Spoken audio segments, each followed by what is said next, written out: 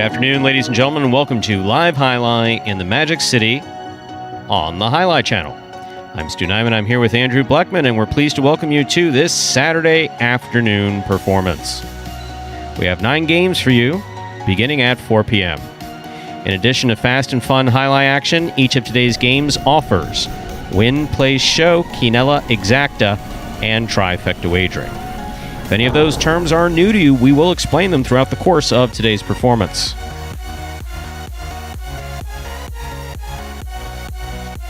We also have a pick 3 wager in game 4. In addition to the pick 3 wager in game 7, 7,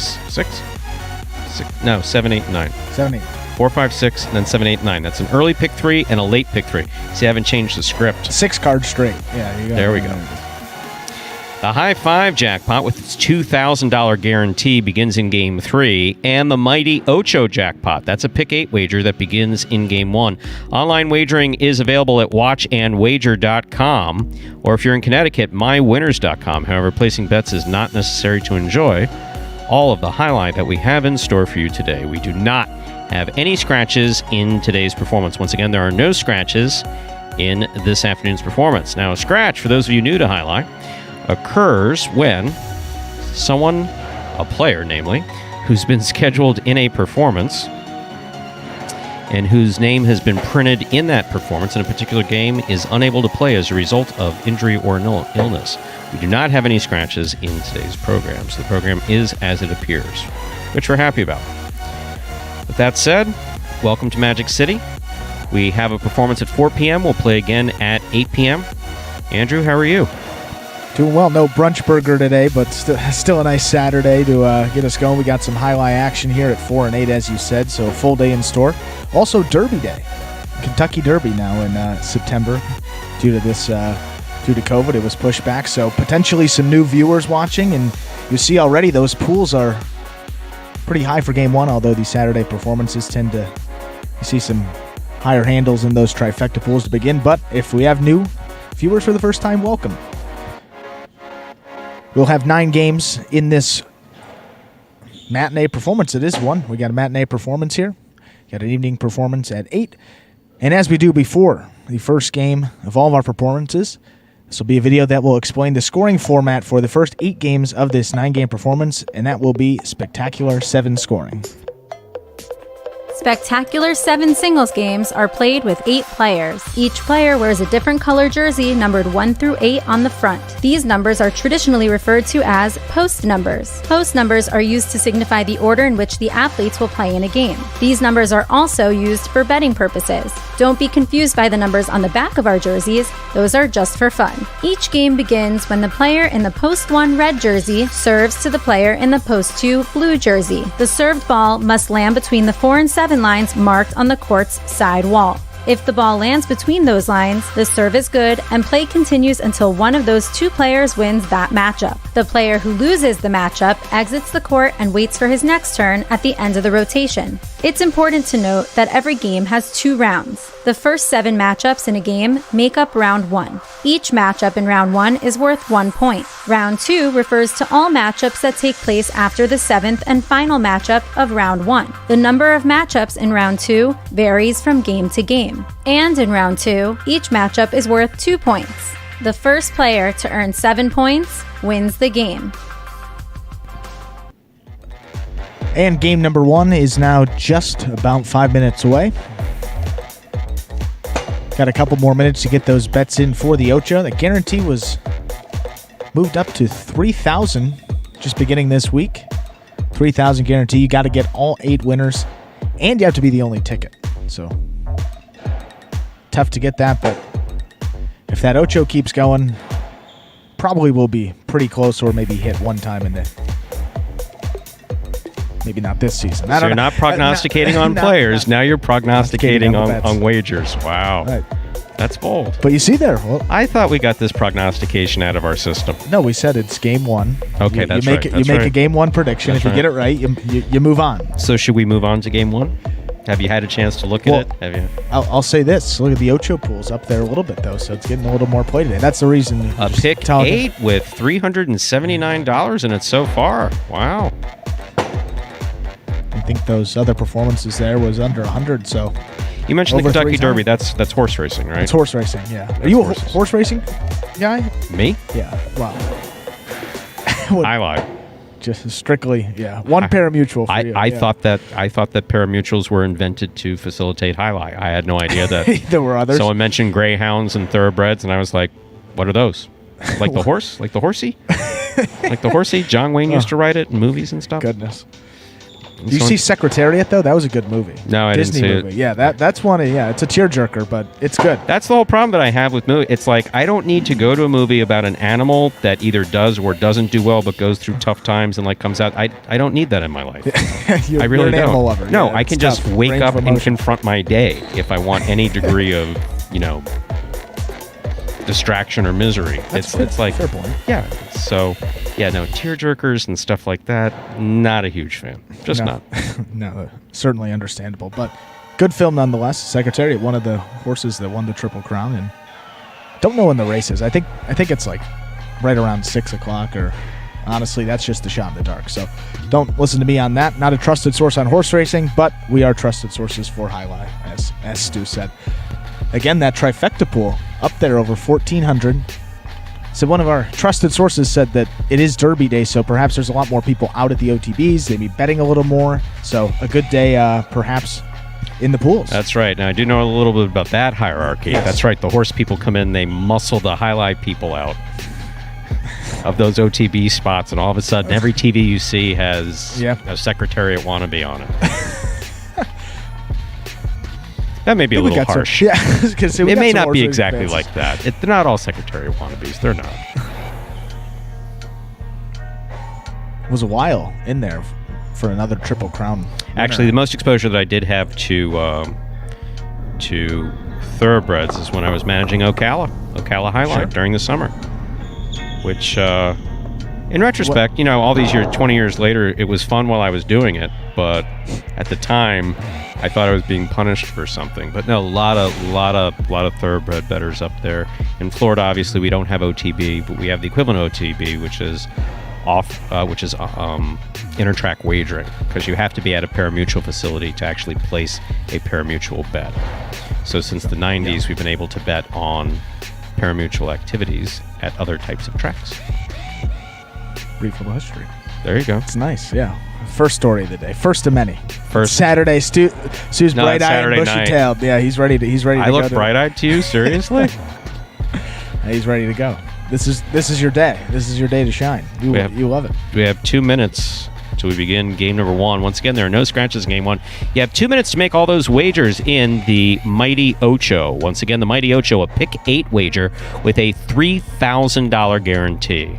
That Mighty Ocho begins in game 1, so you got to get those wagers in probably the next 50 seconds or so. Oh, we're running out of time to prognosticate here, Stu. Game 1. Yep. No reason to pick against Ben, is there? He's been the guy of the week. 8 wins for him. He's in a tough post position. You sure about that? He's in post 5. But I'm riding the hot hand. We're going to go with Ben. 8 wins. He's going to make it 9 in this first game, and then we're going to move along to game 2. Hopefully. I'll give you my prediction there.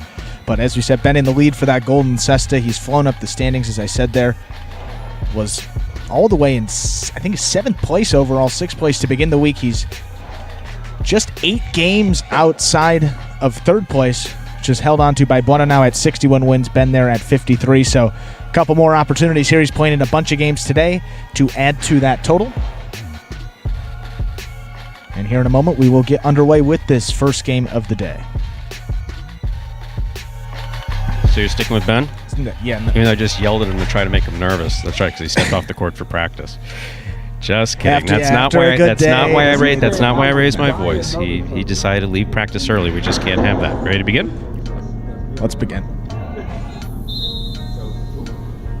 Ready to begin our first game. It's a spectacular 7 singles match. Play to 7 points. Points will double after the first round of play. We're beginning our Saturday afternoon and evening of highlight now. Serving in the red shirt of post 1 is Fred. Receiving in the blue shirt of post 2, Tennessee.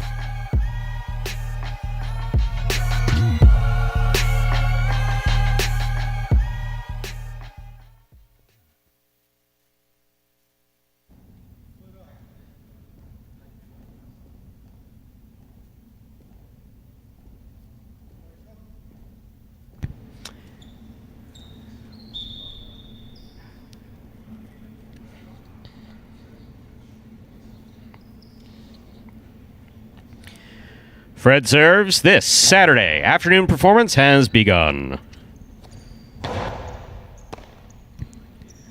Backhand by Fred. Rebote left side by Tennessee, thrown beautifully to the inside.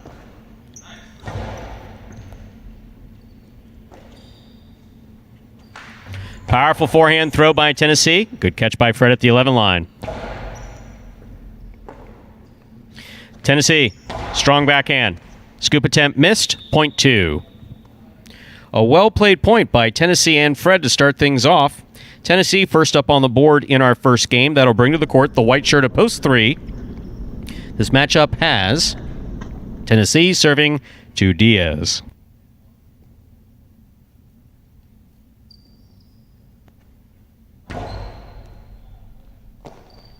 Diaz with a good catch off a good serve. Nice forehand return to the inside. Tennessee reaches up for that. Diaz moves forward, makes the catch, off his footing just slightly. Here's Tennessee from the 11 line. Point 2.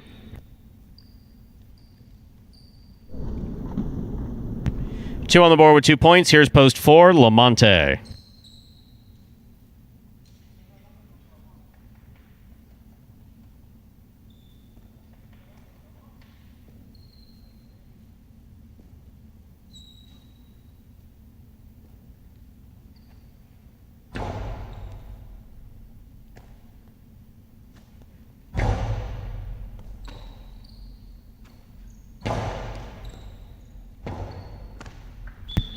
Point 2.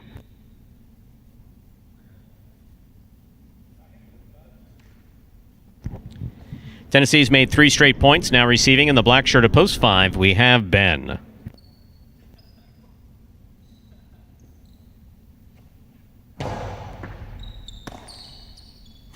Powerful backhand by Ben.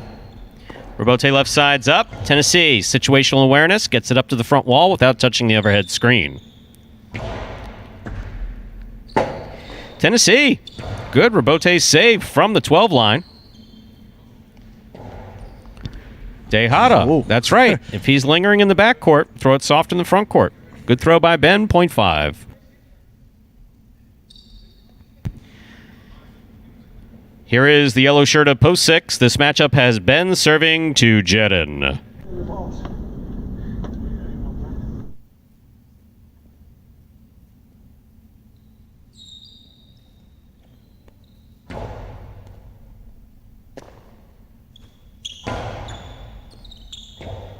Rebote left side by Ben. Jedin on the run. Missed the scoop. Point 5.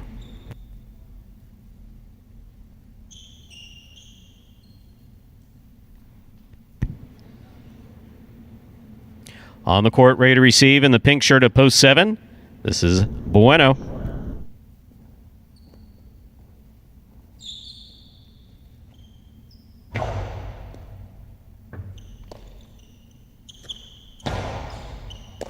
Excellent catch by Ben with a nice leap. Bueno takes it in the air, winds up, throws a 2-all off the court. Point 5. Ben's made 3 straight points here now to complete the first round and receive, wearing the purple shirt of post 8. We have Juice.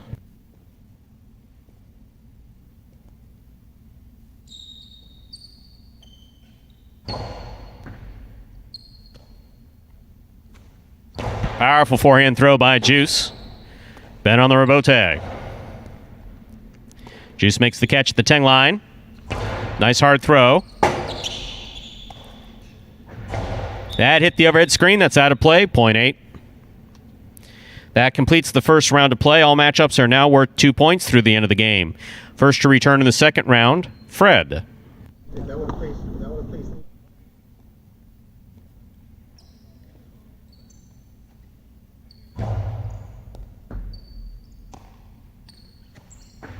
Fred winds up a 2-all. Caught on the forehand of Juice. Juice with the hard throw. That passes. That was nice. Good throw by Juice. Point 8. Juice on the board with 3 points. Here's post 3, the white shirt, Diaz.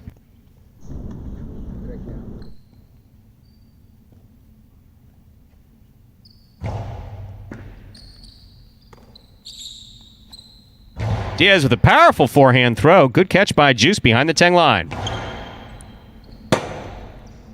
Diaz with the rebote. Gets it up from the left side. That gets over Juice's head and scores point 3. That puts Diaz on the board with 2 points. Here's post 4.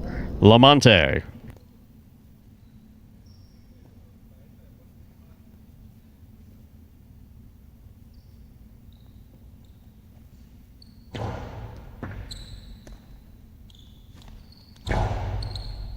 Diaz makes the catch on the right side.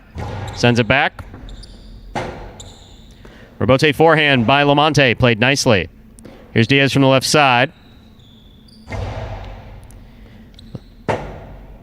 Point 3.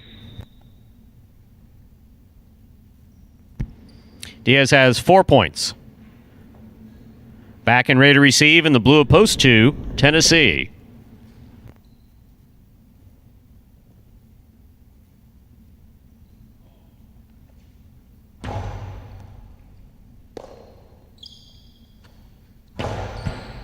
It's a really hard throw by Tennessee. Is going to score to the inside at the 11 line. Point 2. That'll give Tennessee 5 points and a possible game point. Trying to stop him. Yellow shirt at post 6, Jedin.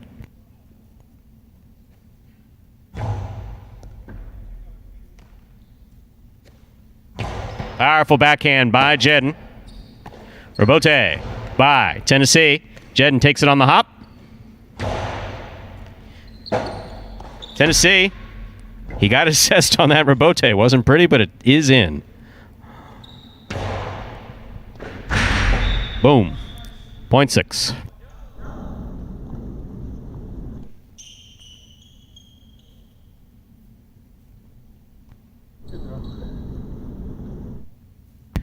Sixers, post 7, Bueno.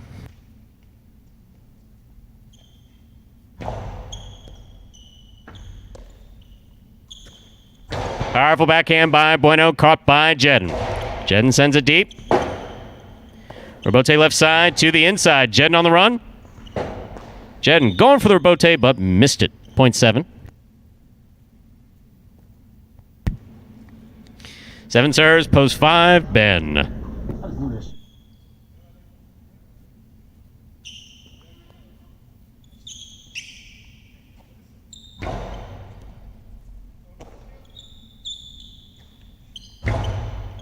Powerful forehand throw by Ben.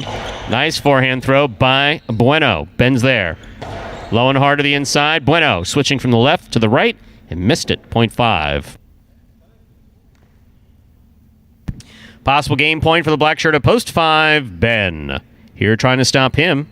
Post 1, Fred.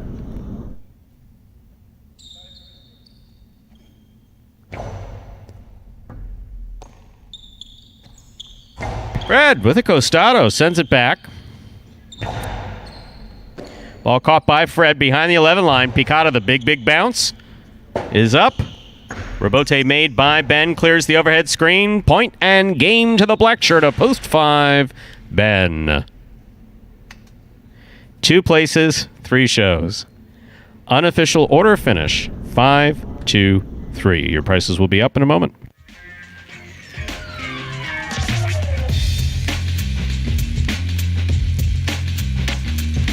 They're eventually going to, our fans anyway, are eventually going to start a pool whether or not you picked the first game correctly.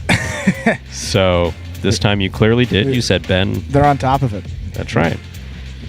So you may proceed with your prognostication after these prices. I, of course, as always, will not participate. I don't want to give them too early. I don't want to sway any of the bettors. So that's why we give it with less than a minute. We don't want to... Just a final prediction. Well, that's fine. Well, as long as the disclaimer's there that you're just looking at the program and taking a guess. I don't mean to suggest that your prognostication is a guess. Yeah, I don't have any better handicapping skills than of course you. Well, no, guy on the street but theoretically, if the guy on the street corner is paying attention to every point, you do. Right. You know, you obviously know the statistics. You see them practicing before we go live on air, so you do have, but that's the extent of your insight. If someone was here looking at them, they could make the exact same choice. So, but as you said yesterday, why they made this a gambling sport. You can say that guy's pretty good, right? And he's not going to win. He's not going to win every game. No. No, and there'll be some days where Douglas gets no wins. Right. Okie dokie. Prices from Game 1 are official. Coming in first, Post 5. Ben taking second, Post 2. Tennessee coming in third, Post 3. Diaz 5-2-3. The official order finished. The $2 Quinella from Game 1. That's first and second in any order. 2-5, $19.40. Trifecta 5-2-3, $102 even. Please, if you found anything that could make people pay attention to highlight announcing, that's one of the first criticisms that was always made on a fronton. Wasn't necessarily the play. They kind of took the play for granted, but over the years, it's like, listen to this announcer, like Dania wasn't big on play-by-play.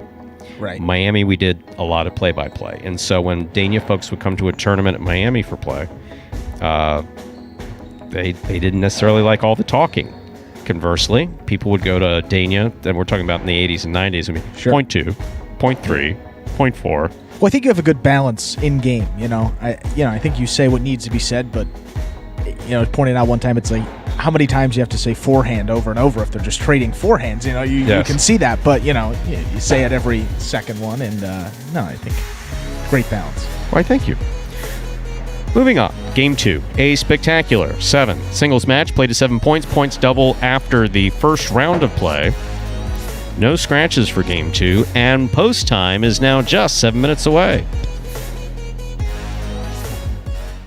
What I'm hoping to accomplish in the 2020 season is to come in top 3 again, both in singles and in doubles. My game plan going into 2020 season is be as meticulous as possible. I have to find a way to find little subtle things about each and every person on the roster that I can exploit to my advantage. And I can say that because they have to do the same thing. I feel like I got the ability to do it. I've definitely put in the work. Unfortunately, that doesn't always mean success, but that's what I'm going to strive for. So that is the goal, and I think that's everybody's goal because everybody wants to, get in the bonus money. And it is kind of like something to hang your hat on, to be able to say that, hey, I was able to be, a top 3 in singles or a top 3 in doubles. So that's definitely something that I strive for. And that was Ben there, winning game number 1. This afternoon performance, 9th win of the week for him, his best week of the season. Not even arguably, definitively his best week of the season. He's shown just everything he's got. His improvement from just the beginning of the season to now is really shown here, and it's great to see, Stu. Absolutely. Ben has worked really hard for everything that he's got since day one. Clearly one of the hardest working players on the roster. Lots and lots of hours on the court beyond formal practices. Yeah, and he's made it pretty interesting in these single standings now. He's cut the gap between him and Bueno to 7 games. Bueno's still in third. Ben now 4th place and increasing his lead over Tennessee and Ikeda, separating himself from those guys who are tied for 5th. He's made a great leap up the standings, so hope Ben can continue that great play. It's awesome to see a guy, as you said, that works so hard and it pays dividends out there on the court. You can't not cheer for a guy like Ben. Absolutely. Absolutely, and also one of the Magic City first-year players. Been with us since day one. And now we just have a couple minutes, 3 minutes, until we get you started with game number 2. And for those new fans who may be joining us here for the first time, here's a video that will explain in simpler terms how the sport of highlight is played. The main rule of highlight is simple. Players must catch and return the ball in one fluid motion. Sounds easy enough, right? So how do you win? You can win a matchup simply if your opponent overserves, underserves, or serves the ball out of bounds. On the flip side, your opponent wins the matchup if the serve is so good that you fail to catch and return the ball to the front wall. If your opponent fails to catch the ball before it bounces twice on the ground, or if your opponent's cesta makes contact with the ball but doesn't catch it, then in both of those cases, you win the matchup. You can also win a matchup if the ball bounces around in your opponent's cesta during an attempted catch. This is called juggling, and it's illegal in highlight. Another way to win a matchup is if your opponent throws the ball and it lands out of bounds on its return from the wall. The overall game strategy for a highlight player is to make it difficult for an opponent to reach the ball in time or to execute a rebuttal play.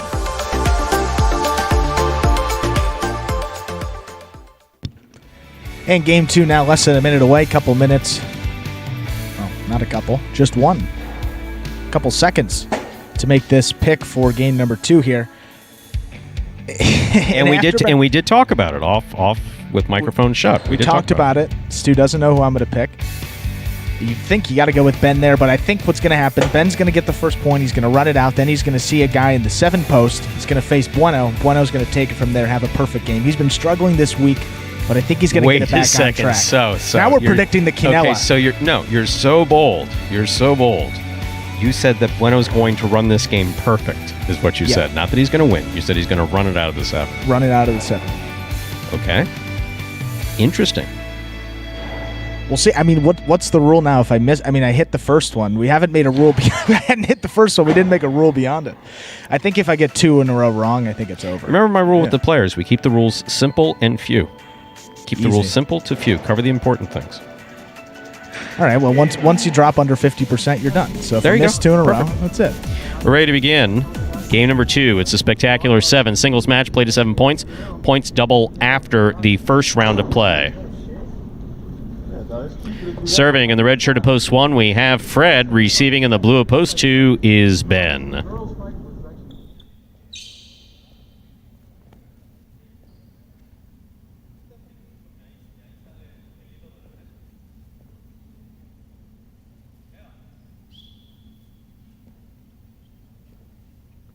Fred serves. We begin game 2.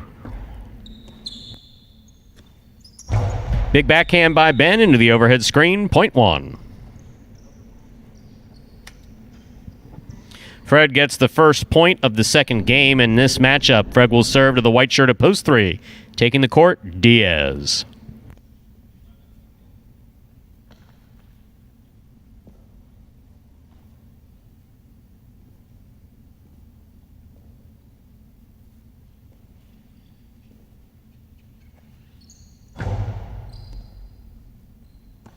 Diaz opens up on the left side. Catch by Fred. Diaz moves up, takes it in the air. Just what you want to do. The backhand clipped the sidewall.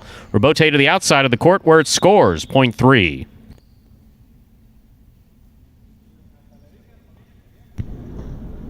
And our next matchup, Diaz will serve to the green shirt of post 4, worn by Tennessee.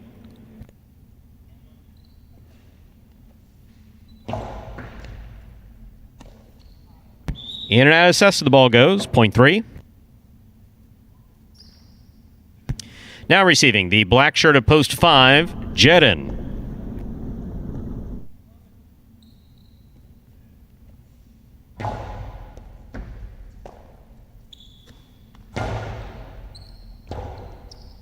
Rebote left side by Diaz.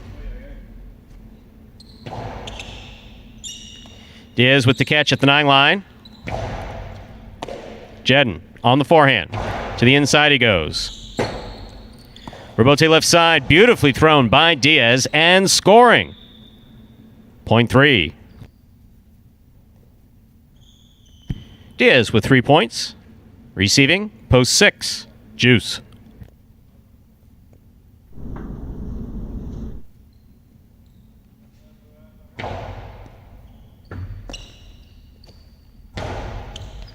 Good catch by Diaz. Nice backhand. That cleared the overhead screen. Juice on the run. Had a cesta there. Could not make the play. Point 3. Diaz on the board with 4 points. In our next matchup, Diaz will serve to the pink shirt of post 7, worn by Bueno.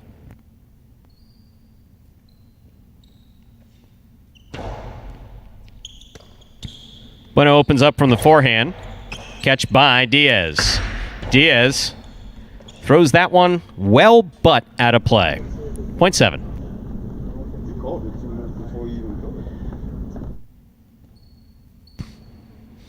Here now to complete the first round and receive, wearing the purple shirt of post 8, Lamonte.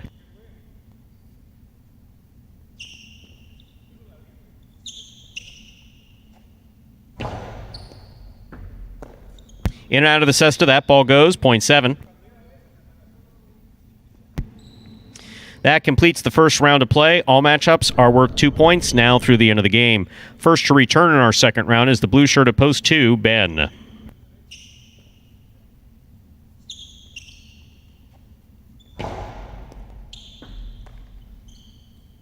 Big backhand by Ben. Great catch by Bueno, 1 foot on the wall. Rebote 2-all by Ben. Well thrown. Bueno read it, stopped it, returns a carambola. That is scooped, but not held on to by Ben. Point 7. Bueno's now serving to the red shirt of post 1, Fred.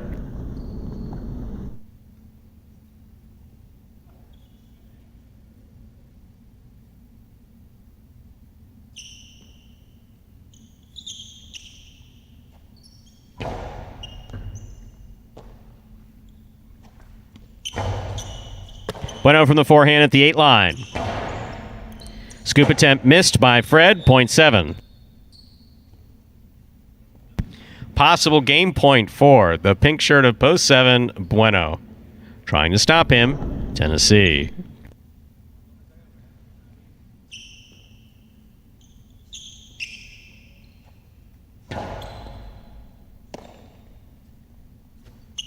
Hard throw by Tennessee. Rebote, gonna fall short, point 4.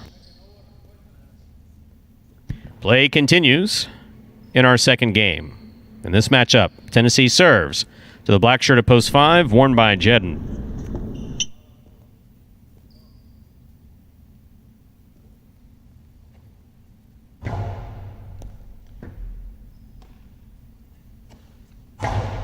Backhand hits the overhead screen. That is out of play, point 4.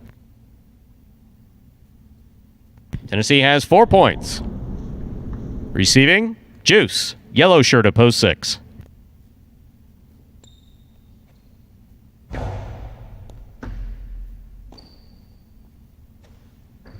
Powerful forehand throw by Juice. Rebote forehand by Tennessee. Juice comes in, missed it on the forehand, point 4. Possible game point for the green shirt of post 4, Tennessee. Trying to stop him, Diaz in the white shirt of post 3.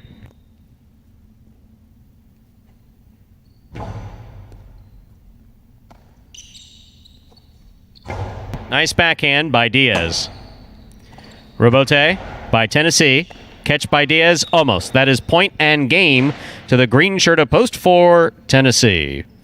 Tennessee wins it 7 places, 3 shows. Unofficial order finish 4-7-3.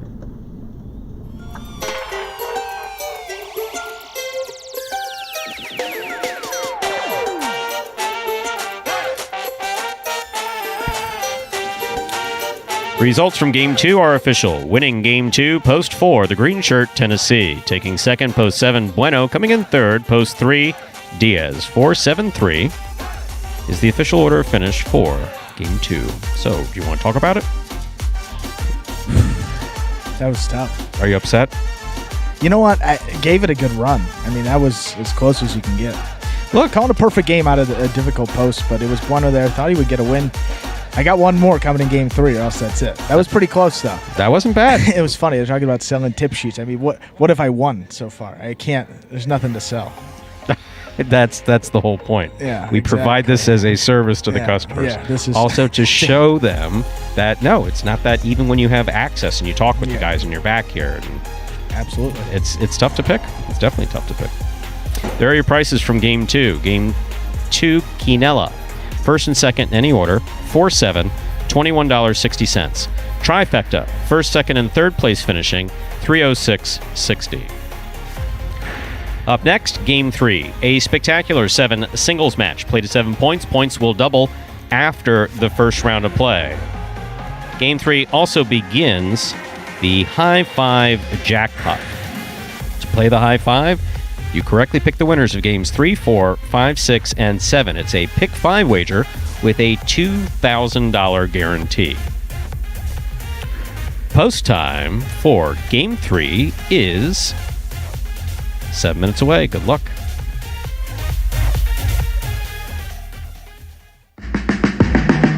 Remind me of Hustle City, man. Everybody got more than one gig. One stop, boy, $20. I'm not your neighborhood Uber driver. I do luxury. And then I have another job. I play highlight. I have this crazy idea. Do you think we could send something out to all the ex-athletes for the last 20 years and say, we're looking to hire and train highlight players? When I first got the email, I thought it was pranking me. I need some clarity on this. I went on YouTube and I Googled highlight. I was like, Jai-Alai. They paying us, man, and we can win big money. Let me see what this is all about. That's what you gotta do. Get some money. The players taking the court are all athletes you may recognize. Baseball, football, track and field. Having the work, play Division I sport, and then I had a child on the way, so I dropped out. The crack era was tough. Sports in general was a way out of our environment. It's really game time now, man. Blood, sweat, and tears. We got the streets on fire. This is gonna be the first time that my kids will be able to sit in the audience and root for their father. Who wants it more? This is a sacrifice I think is going to pay off in the end. This is a dream for me. I gotta win. Can't get drama better than this. Highlight became the new hustle. Let's get ready to play. And folks, there was the trailer for the award-winning documentary Magic City Hustle about the start of the Jai-Alai program here at Magic City. If you'd like to watch that for yourself, you can head over to MagicCityCasino.com under the Jai-Alai tab. First button there says Magic City Hustle. You can click on that. It'll take you directly to the website, or you can type it in directly to your browser, the link MagicCityHustle.com. Either way you do it, it'll take you to the same main page where you can then make a purchase of that film for $5.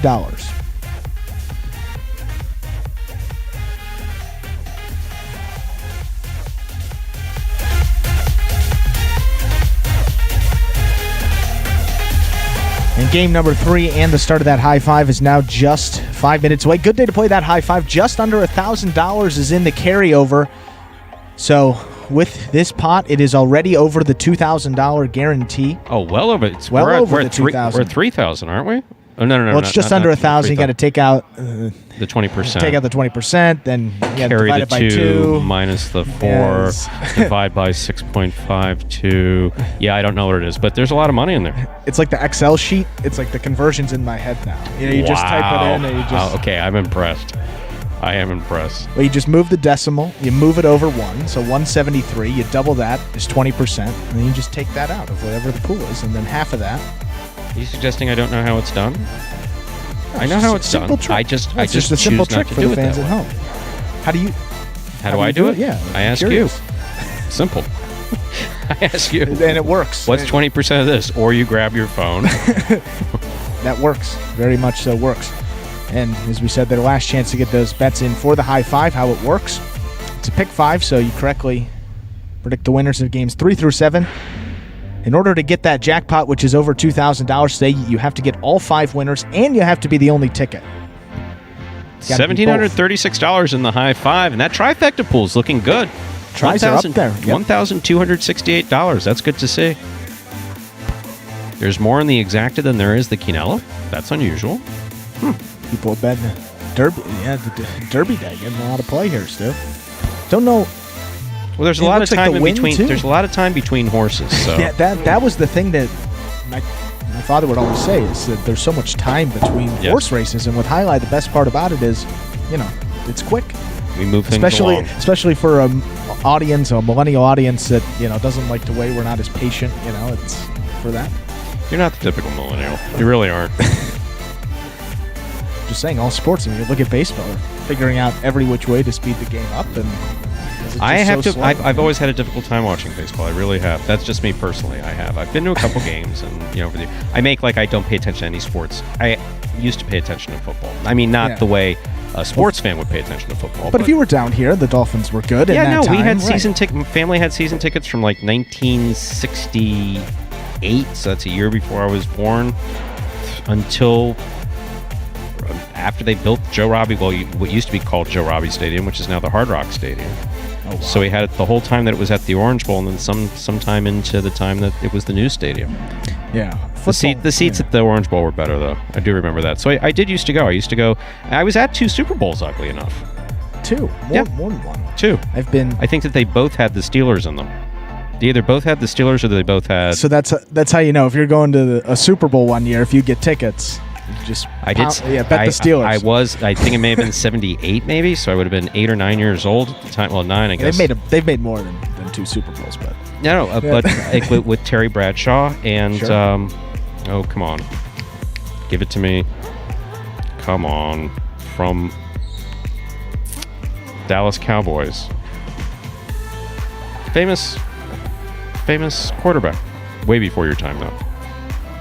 Way before my Staubach. time. Sure. Staubach. So I was at a Staubach, Bradshaw. I was at a Staubach, Bradshaw. Oh, yeah. Sure. Super Bowl. Pretty good one. Good quarterback battle. Yeah. Yes. Roger Staubach. That's it. Yeah. There we go. Went to Navy, right? I think he went to Navy. Now I'm just lucky I remembered his name. Well, let's get into some prognostication. Fans are clamoring for it. I mean, look, tough game. Bradley's back. Good to see Bradley back there pulling out of a difficult post. Don't know if I'm going to go with him this game. Some limited play, so he can rest those knees. This is an interesting lineup here. You know what? I'm just, they say survive and advance here. I'm in jeopardy of not picking anymore, so I think I'm just going to go with Ben. Again, I think Ben's just been playing well. Ben out of the 6? Ben out of the 6. He's my guy. I mean, Tennessee won that last game. He's playing out of post 4. Diaz is coming the money both of his games today, so Jedden's in the 2, and he didn't win the first 2 games. You know how his ego works. I mean, he's got an ego the size of this building. I mean, huge ego. So, he's really going to be wanting to win this game. Yeah, absolutely. So you're not going to take Jedden out of post 2? I'm standing firm. I'm standing firm. You're sticking with Ben? I'm sticking with it. All right, I admire that.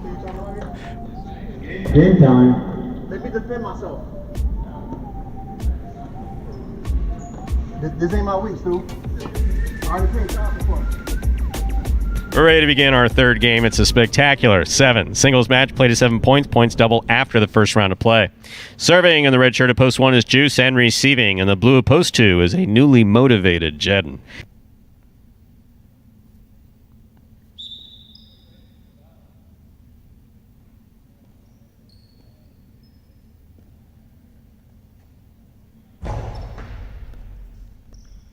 Jedden from the forehand. Hard throw by Jedden to the inside. Rabote. Jedden on the move. Aggressively playing the forehand. Hard to the inside. Juice dug it out. That hit the overhead screen. Point 2.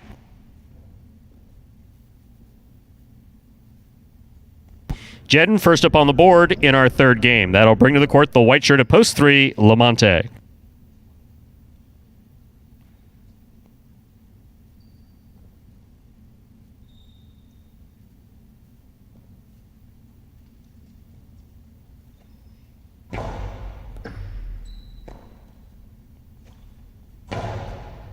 Catch by Jedden.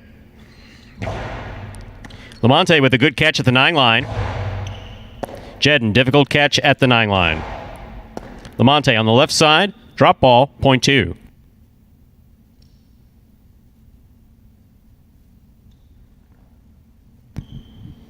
Jedden with 2 points. In this matchup, he serves with the green shirt of post 4, worn by Tennessee.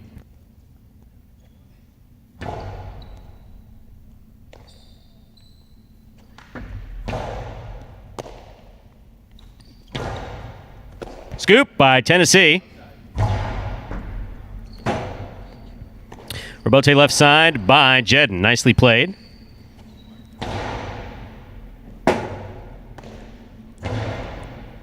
Tennessee reaches up, makes the catch on the forehand.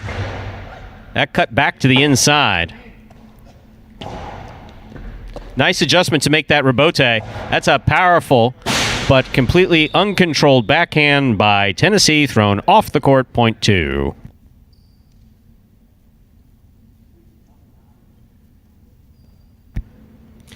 Jedden has 3 points. He serves to the black shirt of post 5, Diaz.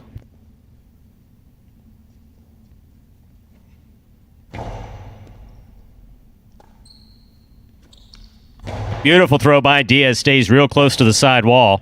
Rebote save. That falls short. 0.5. On the court, ready to receive in the yellow shirt at post 6 is Ben.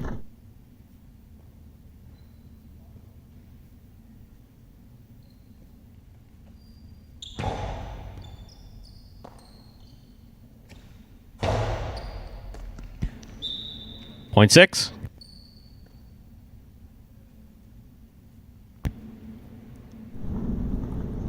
Our next matchup has Ben looking hard and serving to Bragley in the pink shirt of post 7.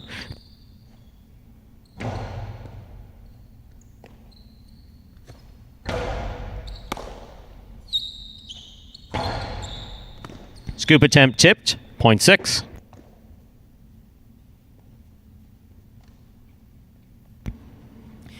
Here now to complete the first round and receive, wearing the purple shirt of post 8, is Fred.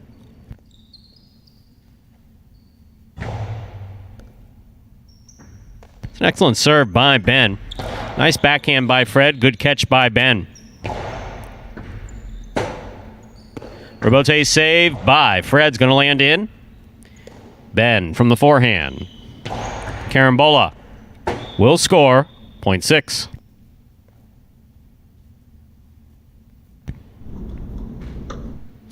Ben has 3 points. We've completed the first round of play. All matchups are worth 2 points now through the end of the game. Juice returns. Red shirt of post 1.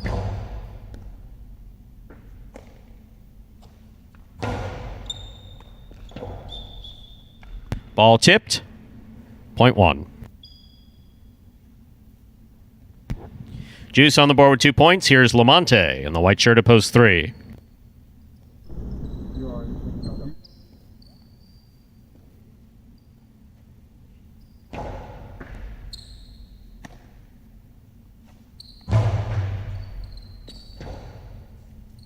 Rebote by Juice falls short. 0.3. Lamonte has 2 points. He serves to the green shirt of post 4. Returning to the court is Tennessee.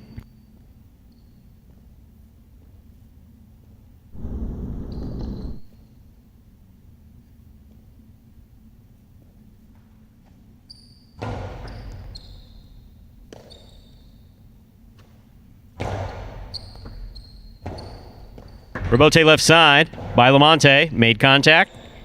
Here's Tennessee. Tennessee trying to get it up there. Trying to pass. He passed it into the overhead screen. 0.3.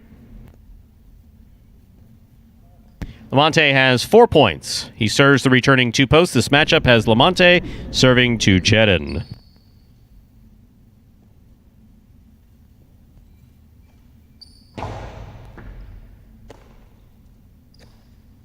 Backhand by Jedden will score. 0.2.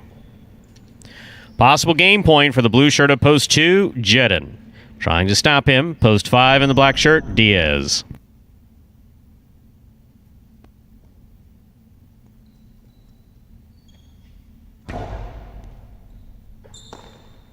Diaz on the catch. There's the forehand return.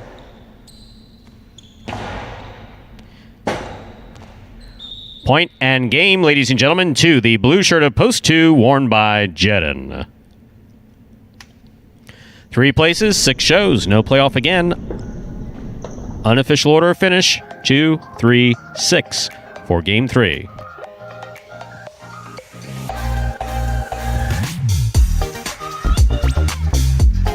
Results from Game 3 are official. Coming in first, post 2, Jedden. Taking second, post 3, Lamonte. Coming in third, post 6, Ben. 2, 3, 6 is the official order of finish for Game 3. First number for today's High Five, the number 2. Have your prices over in just a moment. I'm not going to say I try to talk you into the 2, but because I don't prognosticate. I really don't. I don't. You should take a stab at it, 1 for 1. No, that was not. I just asked you if you should include that in your calculus. Must have been a bad equation. Yeah. Excel, yeah, they got an error in the system. Gave me Ben. Came in the money. Are we done now? I'm breaking my own rule. We're gonna predict Game 4. We'll see how it goes. If we don't get Game 4, we don't get the feature games. That's a treat One more shot at 50%. Your prices are up. 2-3-6 is the official order finish for Game 3. Third game, Quinella. That's first and second in any order. $39.60. Trifecta, 2-3-6. That's first, second, and third place finishing. $377.80.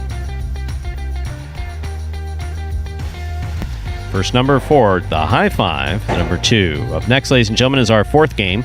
It's a spectacular 7 singles match. It's played to 7 points. Points will double after the first round of play. Game 4 also begins the early pick 3. For those of you who are not here Thursday or Friday, we now have an early and a late pick 3. The early pick 3 is games 4, 5, and 6. The late pick 3 is games 7, 8, and 9. To play the pick 3, you correctly pick the winners of games 4, 5, and 6. That's how you play a pick 3. Post time for Game 4, 7 minutes away. Good luck.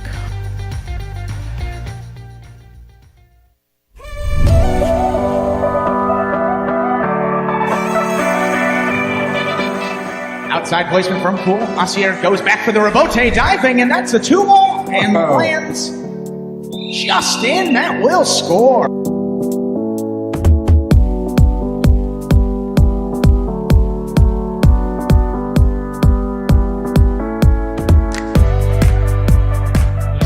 Line.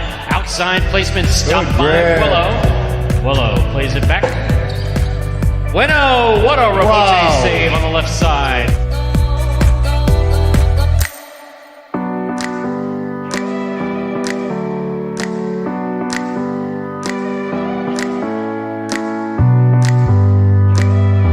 Karam stopped on the forehand of Jin.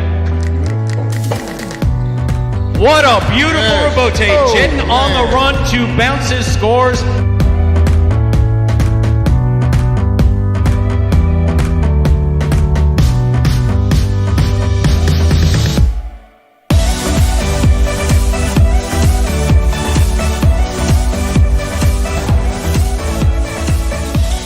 Back to the inside, Carballo goes. Douglas with the blind save. Just lobbed it up under his arm.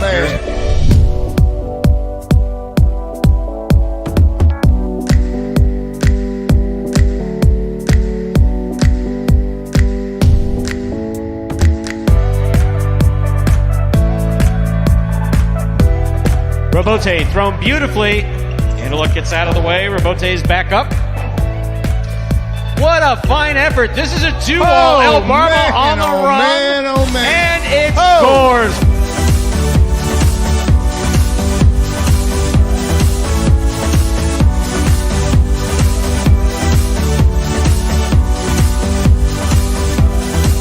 Carballo picks the serve. Here's the reverse.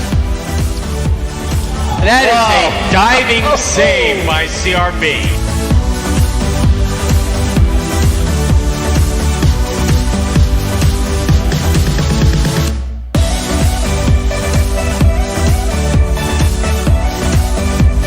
He somehow gets rid of it in time without holding it. Here's Anderluck.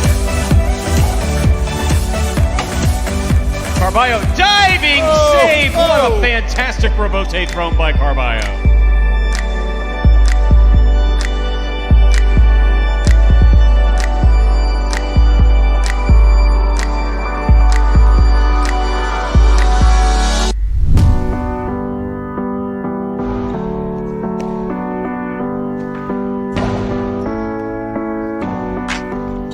Diving save, it's up, it's in, it's scored.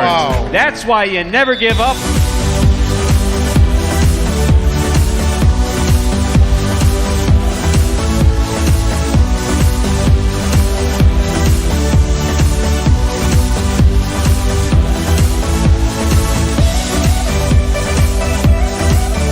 Big left side, takes an interesting hop, goes to the outside. There's Douglas. First play back to the inside, high bouncer. Carballo waits for it. Wow.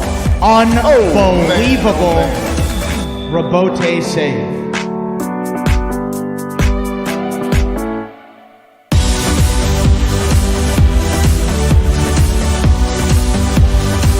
Carballo's there.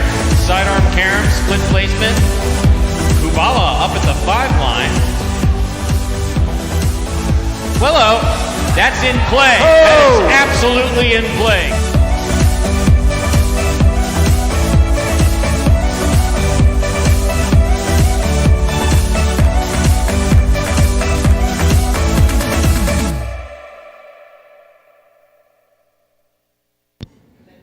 And folks, there were the top 10 rebotes from the 2019 season last year here at Magic City Jai-Alai. Game number 4 now less than a minute away.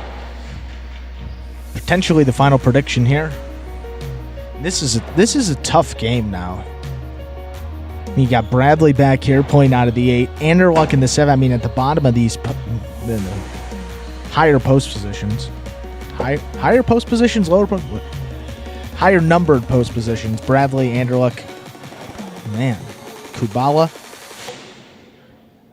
Anderluck, as you said here, looked like he was firing in the really good in the practice. warm-up. He did, but Jedin in post 2 coming off of a win.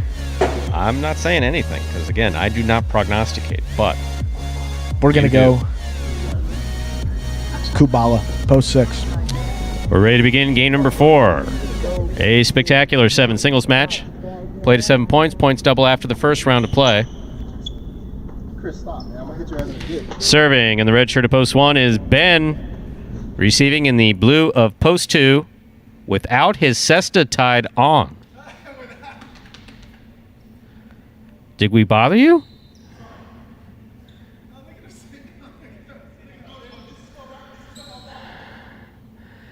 Receiving in the blue of post 2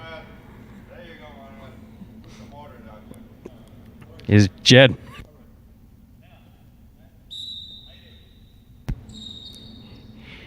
Ben serves. We begin.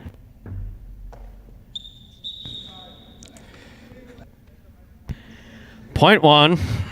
I'm glad we waited for that. Oh, yes, thank you. Ben now serves to the white shirt of post 3, Diaz.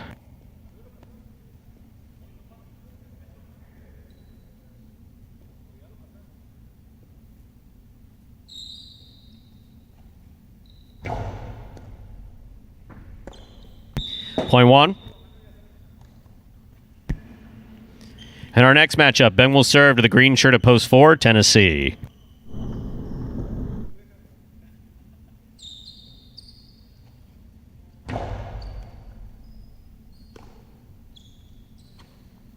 Powerful throw from the forehand of Tennessee.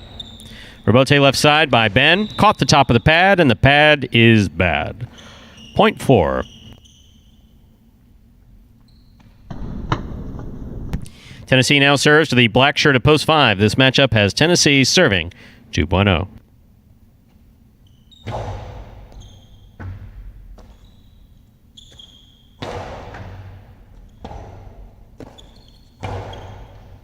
Catch on the forehand of Bueno. Up, up, and away that rebote goes. Point 5.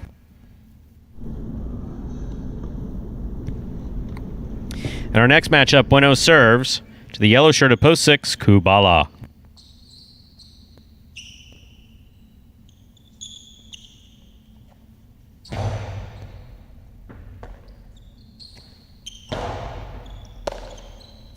Bueno on the backhand.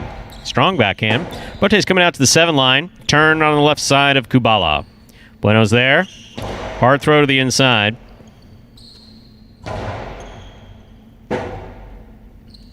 Strong forehand rebote by Bueno.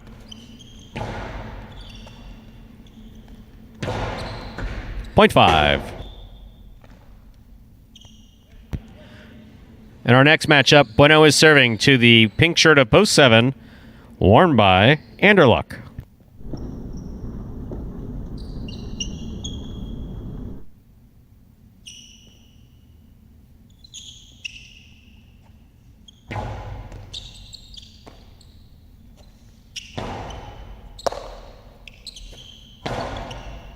Excellent catch by Anderluck, actually juggling ruled on the catch. Good effort by Anderluck. Point goes to the 5. Bueno's made 3 points. Here now to complete the first round and receive, wearing the purple shirt of post 8, we have Bradley.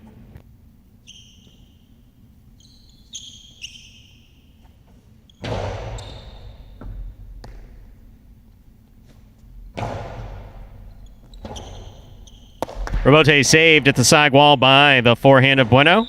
He scores .5. Bueno's on the board with 4 points. Here's post 2, Jedden.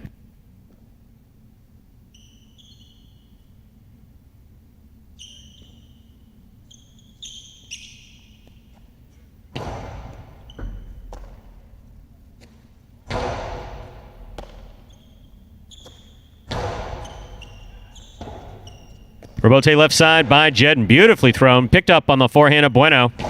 There's a hard throw by Bueno and a good scoop by Jedden. Catch by Bueno. Catch by Jedden. Rolls off the side wall. Bueno from the side wall. Hard backhand. Rebote left side by Jedden. Thrown beautifully. That Rebote really working for Jedden. And Bueno snaps the 2-wall on him to score. Well thrown. .5. Straight points to a possible game point for the black shirt of post 5. Bueno trying to stop him. Diaz.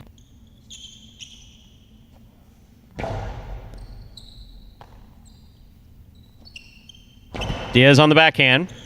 In and out of the cesta it goes. .3 play. And our fourth game will continue. Diaz with 2 points. Ben has 2 points. This matchup has Diaz serving to Ben.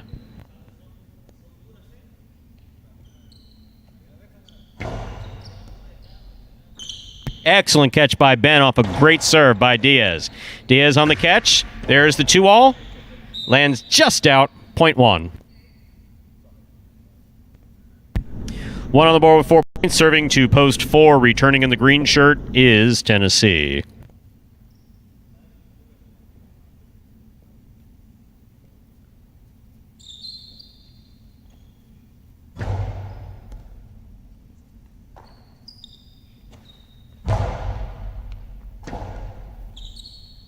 Rebote left side by Ben. Catch by Tennessee. Rebote left side by Ben. It's a 2-all. That's a nice touch. Tennessee read it. Stops it. This one he does not overthrow. Cutting way to the outside. Ben read that Rebote perfectly. Tennessee runs up. Catches it in the air. .4. A well-played point by Ben and Tennessee.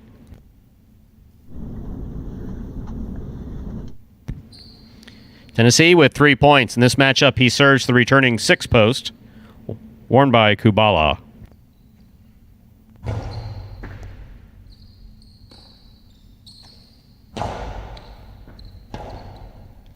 Rebote left side actually went backwards. That's interesting.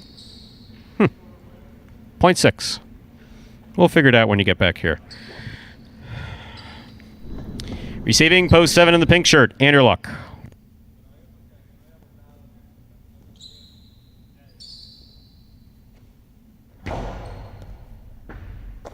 Anderluck from the 12 line. Hard throw, midcourt, picked off on the forehand of Kubala. Kubala's carom lands out. .7. Anderluck with 2 points. On the court, ready to receive. Purple shirt at post 8, Bragley.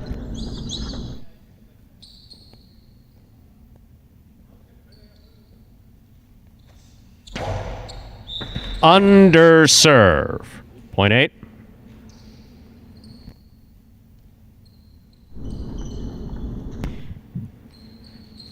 Bragley's on the board with 2 points, serving to post 2, Jedden.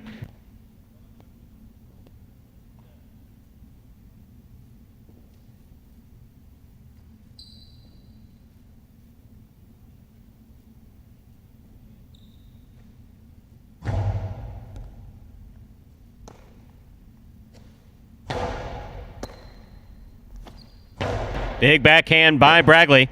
Jedden sets up for the rebote. Beautifully thrown to the inside. What a catch by Bragley. The backhand hit the top of the pad. .2. Jedden has 2 points, returning with possible game point. The black shirt of post 5, Bueno.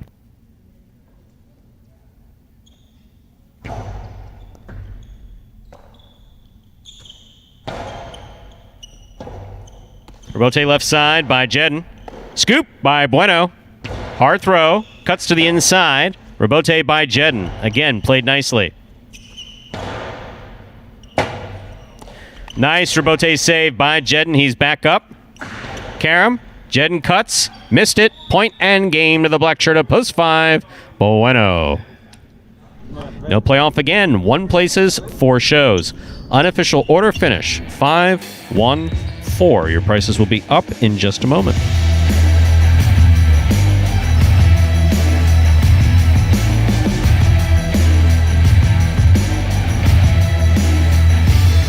It's official. Coming in first, post 5, Bueno. Taking second, post 1, Ben. Coming in third, post 4, Tennessee. 5-1-4 is the official order finish for Game 4.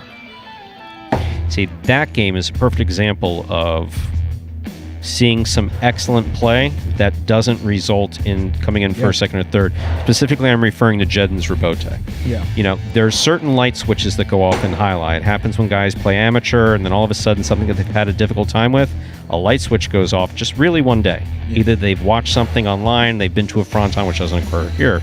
They've been to a fronton, seen someone else play, they pick up something, and all of a sudden it becomes not necessarily easy. They don't necessarily master it per se, but they're comfortable with it. Jedden is obviously super comfortable with that left side rebote. He's throwing it absolutely beautifully. It didn't result in him getting up on the board, but it was a beautiful thing to watch. There are your prices from Game 4. The $2 Quinella 1-5, that's first and second in any order, $25.80.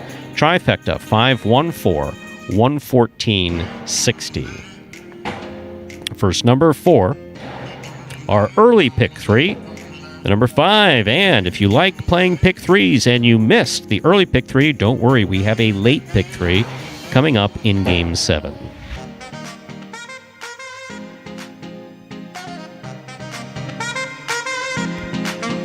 Up next, ladies and gentlemen, is game number 5. It's a spectacular 7 singles match. It's played to 7 points.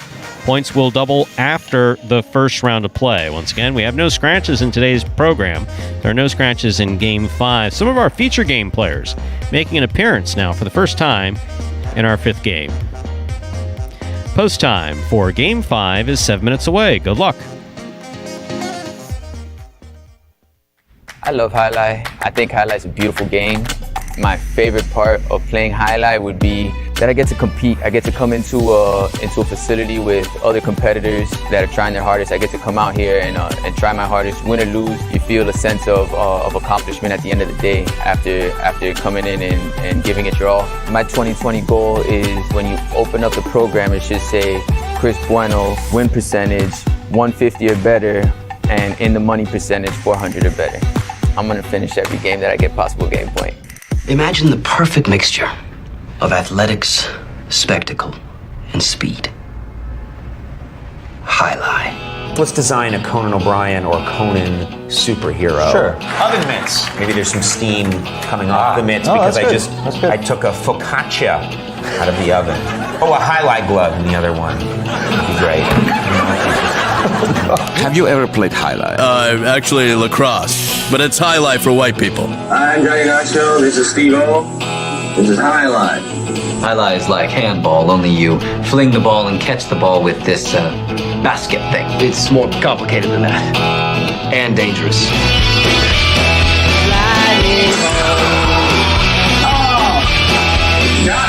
It's got the same fingerprint as baseball, only better. A special stadium called a fronton. And you can sit real close, which is a thrill because the ball goes 175 miles an hour. I can serve this pelota almost 200 miles an hour. Big whoop, that little squishy. Jesus, is this made of limestone? It's a dangerous game, amigo. It's called a cesta. It's made of reeds from the Pyrenees. And the ball is called a pelota. A lightning ball.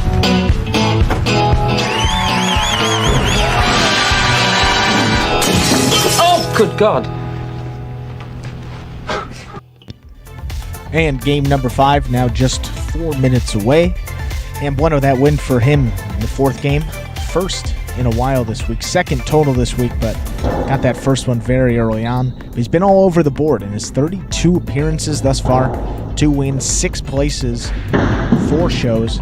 He's got a bunch of fantasy points, 36. A bunch of guys right around 36, 37 fantasy points. So, prognostication-wise, where do we stand with that? That was tough because, I mean, it's one of those things that no one's going to believe me, but that was actually... I've been saying Bueno's got to get a win here for a while, and I said, look, it's a tough spot. I mean, you have sort of the feature guys in Kubala and Anderluck in the later posts. I was thinking, man, Bueno may get a couple opportunities there out of the 5, and it was that second opportunity that helped him get the win. But everyone in hindsight, hindsight's 20/20. So I believe you were thinking that. I have no reason to believe you would fluff the facts for any reason. We tend to keep it pretty honest. Yeah, I mean, there's no reason to lie about something like that. I mean, Right? it's just you either guessed it world, right or you in the didn't. world of media, we're as honest as it comes here. Oh, here at Magic City, absolutely. That there is no question about. No, but it's fun. I mean, we could make a pick here. Carballo. Wait a second. Wait a second. No. You know how I stand on the rules. No more picks, but I will say that. Sorry, the look on your face was priceless. That was okay. No more picks. No. Go ahead. If you'd like to make a caught pick, with his hand in the cookie if jar. you'd like to make a pick, make a pick. No, I have a fine here for you though. It'll cost you $20. How about that? We'll give you a $25 fine that we'll send up to HR and payroll if it doesn't come in. How's that? Wow. Here's the fine sheets right here. Do I get nothing if it hits? Yeah, we're not going to take that. But I will say maybe we'll see if Teggy's in the building because Carballo, nothing in the win column for him. So I think he's going to be a little more focused today. He's got the later start. He's playing out of the 6 here, which have you looked into his eyes though? Remember, that's what you got to do with Carballo. You have to look at his face. Is he concentrating? Is he here? Or is he someplace else? Did you speak to him this? I have not spoken to him. I didn't even know he was here, which is usually not a good sign. And I don't know about this first. So how about Douglas in the 2? I think that's probably a pretty safe bet. Yeah, that's not prognostication. That is my opinion. Bueno coming off a win. He's been playing well off of a win in these later games. Last week, he was all over the board, but this week, certainly not winning the way he was last week. Kubala playing well. Ron, post 7, difficult post. Ikeda, also a guy that was kind of overdue, got a win, but still this week, only 1 win, 2 places, 4 shows, So you're sticking with Douglas in post June, ready to pay that $25 if the $25 fine if it doesn't come in? Yes. That's okay. Yeah. See, now that's an interesting bet. I like that. So you stand to gain nothing, but it could potentially cost you $25 if you're wrong. But then I get to pick more, which is that's a good point. Try to dig yourself out of that $25 hole. Moving on, Game 5. It's a spectacular 7 singles match. I like your tenacity. I really do. Thanks, Tim. 7 points. Points double after the first round of play. Serving the red shirt at post 1 is Jedden. Receiving blue at post 2, Douglas. Jedden serves. Our 5th game has begun with an over serve. Ball must land between the 4 and 7 line on the serve. That went past the 7. Point goes to the 2. Douglas first up on the board in our 5th game. Here's the white shirt at post 3, Bradley.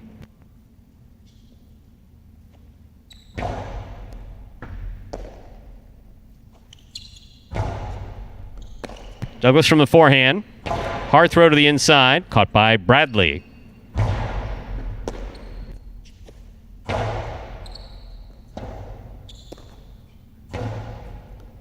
Catch by Douglas. Karam scores. Point 2. Douglas on the board with 2 points. Here's the green shirt of post 4 receiving. Worn by Bueno.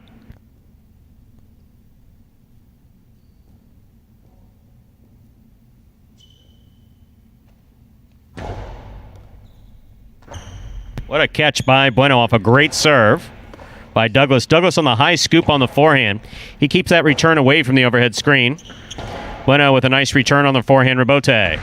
Karam, Bueno read it, stops it, returns a Karam of his own. Douglas read it, stops it, returns a hard thrown ball to score, point 2.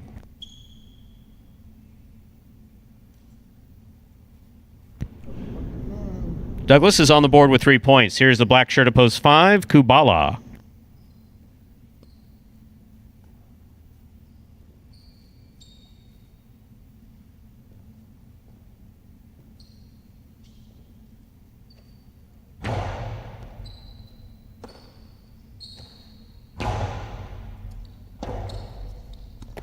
Rebote left side by Douglas. Catch by Kubala. Kubala looks to get it over Douglas's head. He does. Douglas on the Rebote 2-wall. Caught by Kubala. Carambola by Kubala will score. It's that bounce and that spin coming off of the side wall. Low and hard. Well thrown. 0.5. 5 now serves the yellow shirt at post 6. Here's Carballo.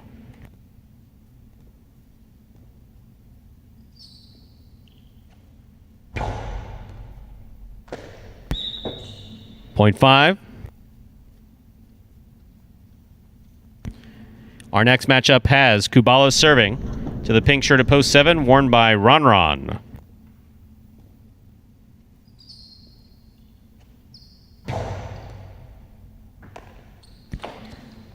Nice backhand by Ron.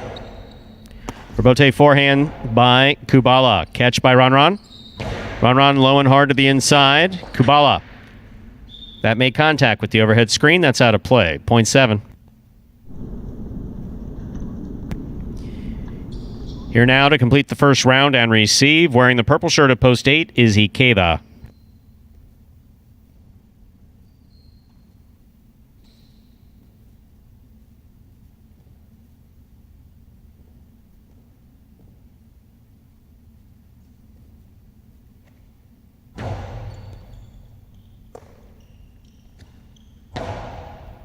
Catch by Ron. Nice backhand. Rebote forehand by Ikeda. Ron on the left side. Low and hard to the inside. Ikeda's there. Rebote by Ron to the inside. Nicely thrown. Rebote forehand by Ikeda. Catch by Ron. Ron goes deep. Rebote comes mid-court. Ikeda's there.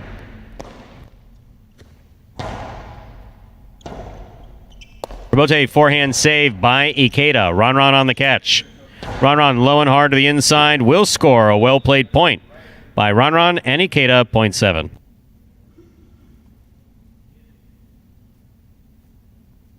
That completes the first round of play. All matchups are worth 2 points through the end of the game. First to return in the second round is Jedden in the red shirt at post 1.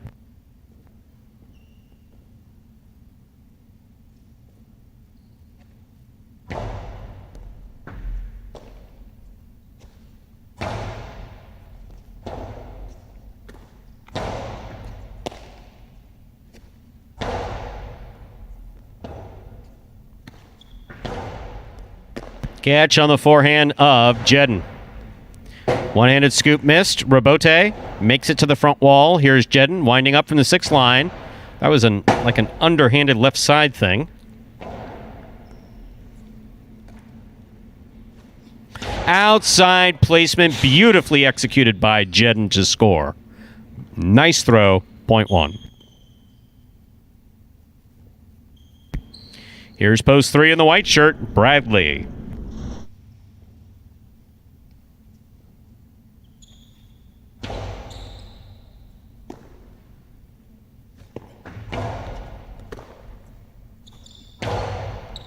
Catch by Bradley. Rebote forehand by Jedden. Bradley with a tip ball at the 10 line, 0.1. Jedden's on the board with 4 points, serving to post 4. The green shirt returns. Bueno.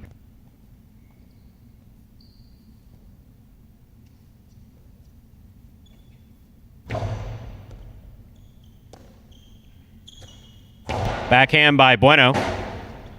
Rebote forehand by Jedden. Got away from him. Hit the overhead screen. 0.4.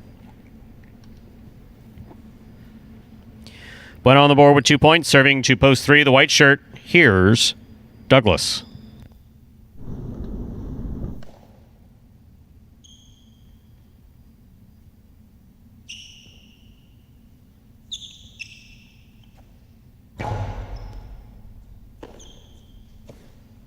Backhand by Douglas, thrown hard. Rebote, turned by Bueno. Douglas from the 9 line. Hard backhand. Rebote left side, it's a 2-all. That scores. Wonderfully executed by Bueno. Very nice shot, 0.4. Bueno's on the board with 4 points, serving to post 6, Carballo.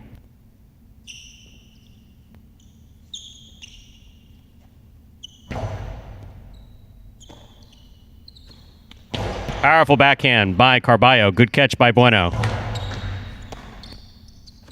Another powerful backhand by Carballo.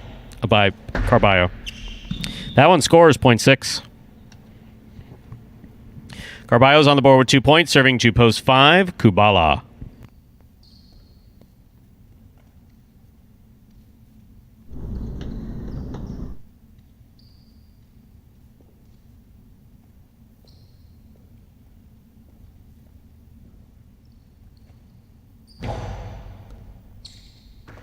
Excellent catch by Kubala off a great serve by Carballo. 0.5.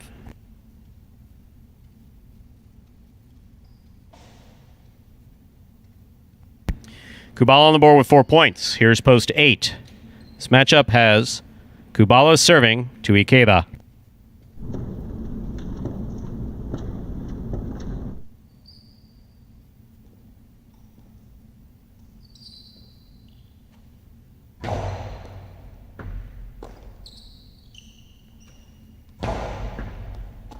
Catch by Kubala.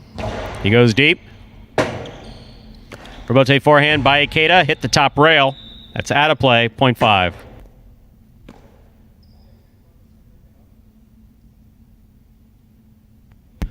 Possible game point for Kubala in the black shirt at post 5. Trying to stop him, Ron.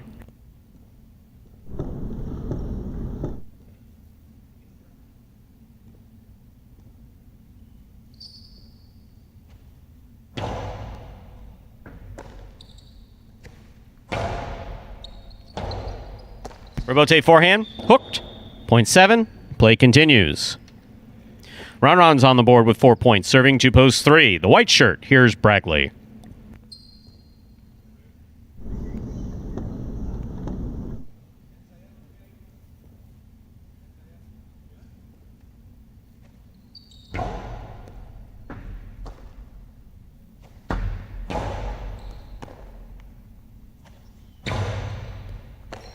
Catch by Bragley.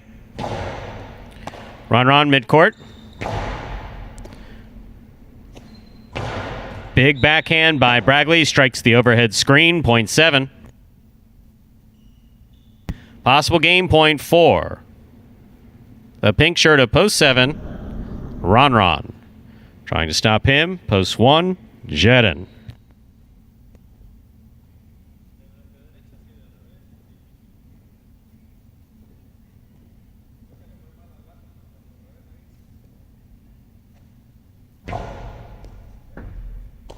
Jen from the forehand.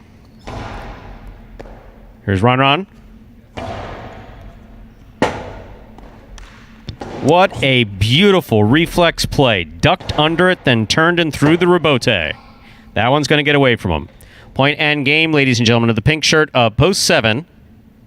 Ron.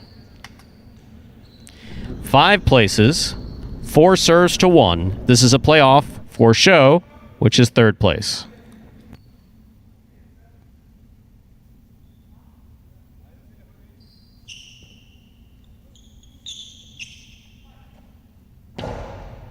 Underserve.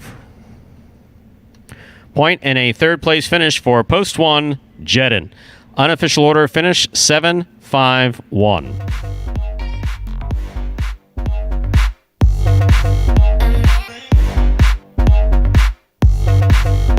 It's official. Coming in first, post 7, Ron. Taking second, post 5, Kubala.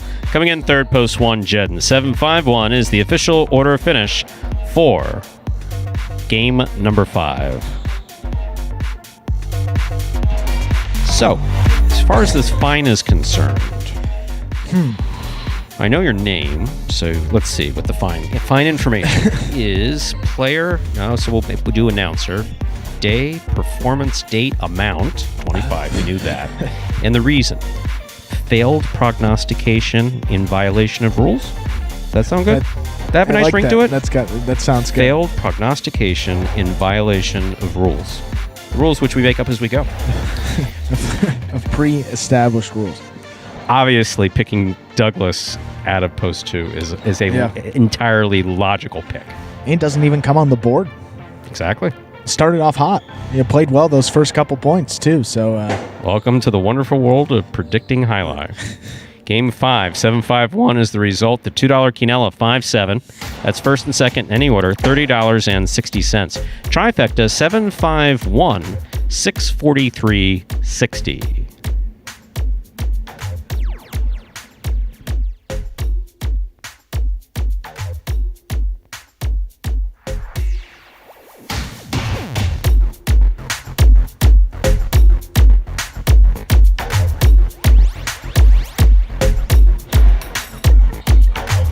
Up next, ladies and gentlemen, is our 6th game. It's a spectacular 7 singles match.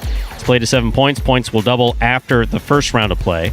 There are no scratches in our 6th game, and post time is just 7 minutes away. Good luck. And to get you all up to the start of game number 6, I had a video for those of you that joined us a little later in the program that will explain again how the sport of highlight is played. The main rule of highlight is simple. Players must catch and return the ball in one fluid motion. Sounds easy enough, right? So how do you win? You can win a matchup simply if your opponent overserves, underserves, or serves the ball out of bounds. On the flip side, your opponent wins the matchup if the serve is so good that you fail to catch and return the ball to the front wall. If your opponent fails to catch the ball before it bounces twice on the ground, or if your opponent's cesta makes contact with the ball but doesn't catch it, then, in both of those cases, you win the matchup. You can also win a matchup if the ball bounces around in your opponent's cesta during an attempted catch. This is called juggling, and it's illegal in highlight. Another way to win a matchup is if your opponent throws the ball and it lands out of bounds on its return from the wall. The overall game strategy for a highlight player is to make it difficult for an opponent to reach the ball in time or to execute a rebuttal play.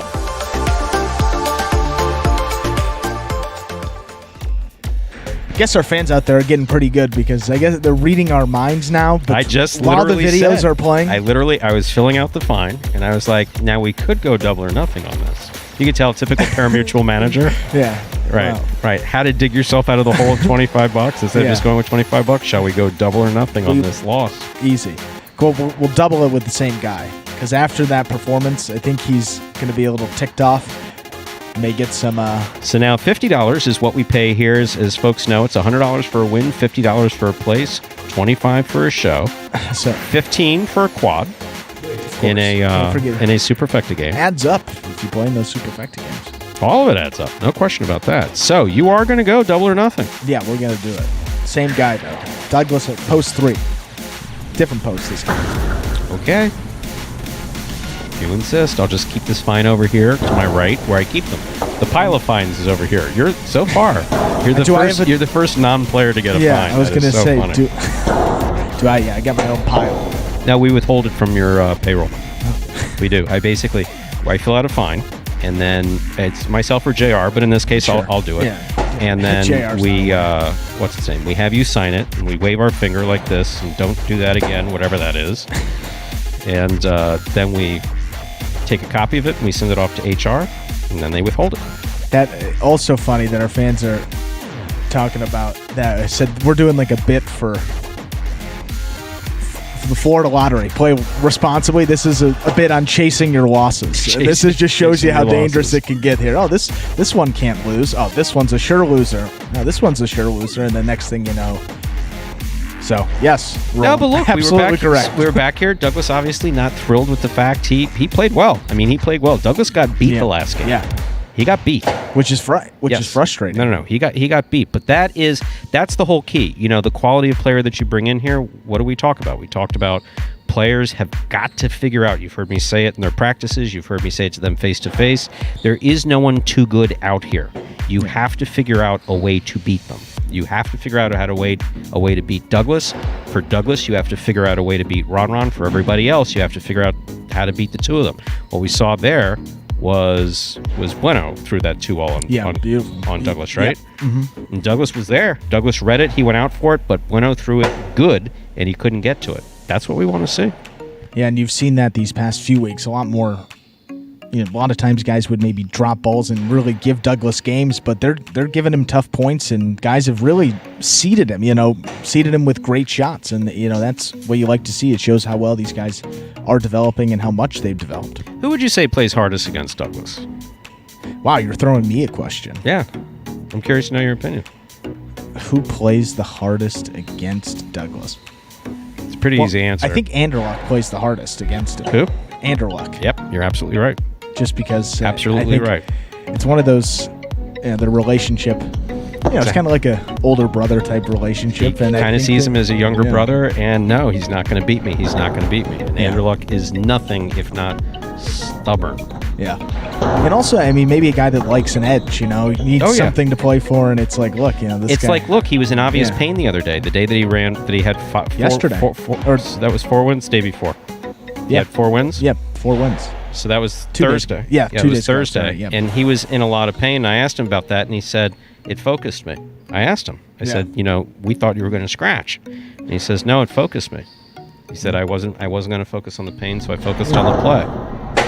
That was winning formula for him there. 4 wins in a bunch of those later games, and it's one of those things we said that now more and more guys are starting to, get in the money in those later games. It's not just as simple as picking, Ron Douglas and, Bueno getting up there on the board. Jedden got up there in game number 1, so that's good to see, especially if you've been with the program for a while.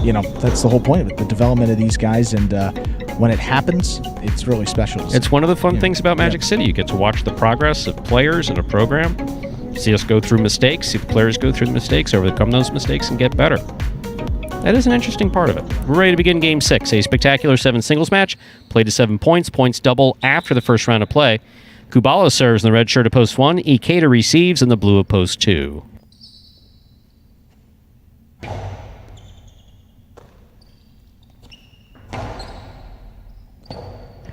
Robote left side by Kubala. He just makes the save. Ikeda going for a very difficult carom. Really trying to get that thing to cut out at like the 1.5 line. Just missed. Point 1. Kubala first up on the board in our 6th game. That'll bring to the court the white shirt at post 3, Douglas.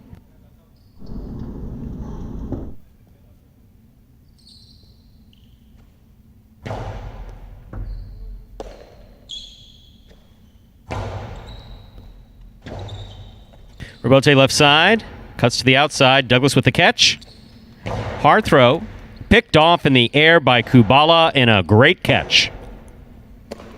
Strong forehand, Robote to pass. Douglas read it was going outside, puts it inside from the Coastie to score. Point 3.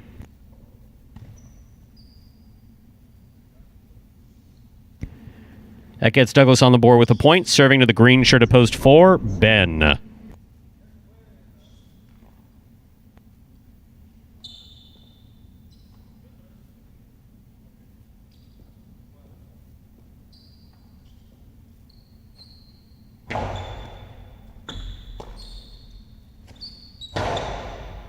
Douglas on the forehand from the 8 line. Faked it to the outside. Back to the inside he went. Scores. Point 3.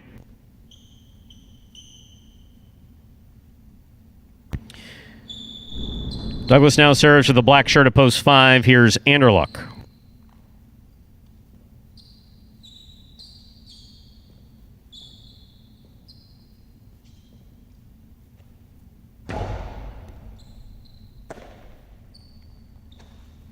Powerful, powerful forehand by Anderluck. Placement back to the inside for Douglas will score. Point 3. 3 on the board with 3 points. Here's post 6, Bueno.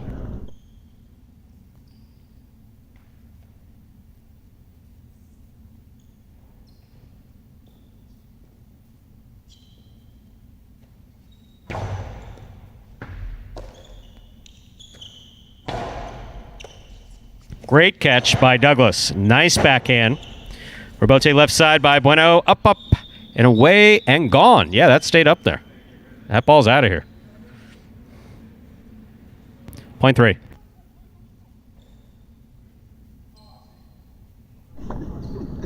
Douglas has made 4 straight points. Here's post 7, the pink shirt. Carballo.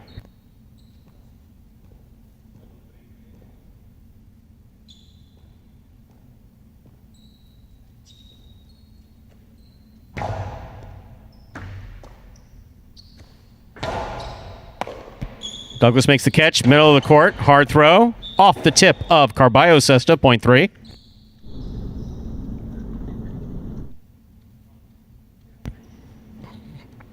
Douglas has made 5 straight points. Here now to complete the first round and receive the purple shirt at post 8, Ron.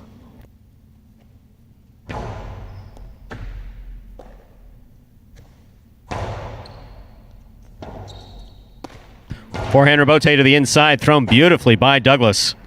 Ron makes a tremendous save on this left side rebote. Catch by Douglas at the 10 line. Hard throw to pass. Rebote, played by Ron. Catch by Douglas.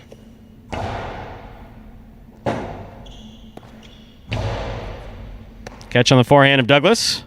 Pika, big bounce, brought down but not held on to by Ron, point 3. That completes the first round of play. All matchups are worth 2 points now through the end of the game. Possible game point for Douglas in the white shirt at post 3. Trying to stop him, the blue at post 2, Ikeda.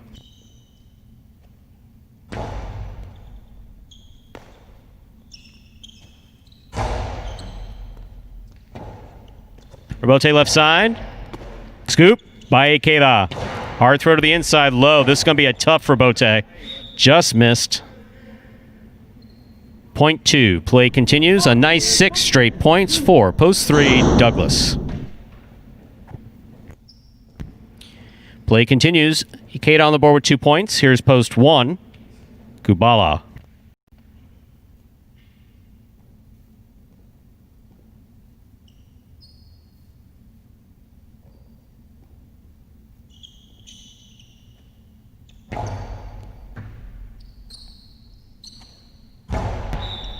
Point 2. Ben returns in the green shirt at post 4.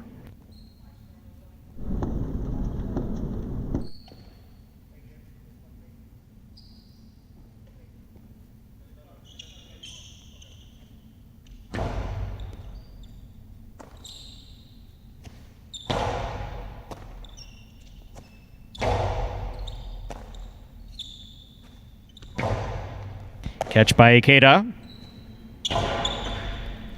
Ben with a nice pickup on the left side. He caught that ball behind him. Still somehow held onto it.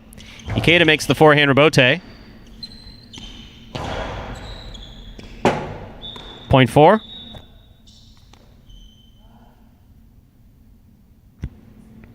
Ben serves the returning 5 post, Anderluck.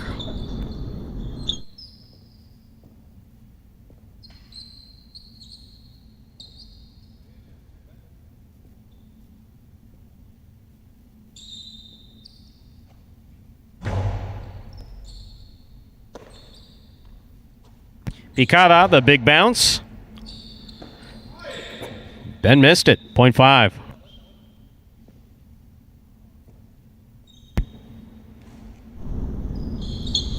Anderluck with 2 points. He serves 2, post 6. Bueno, rather.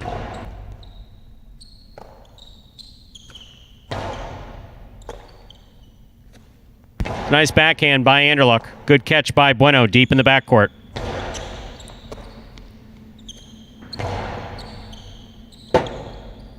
Rebote left side, right up the middle. Anderluck takes it on the forehand.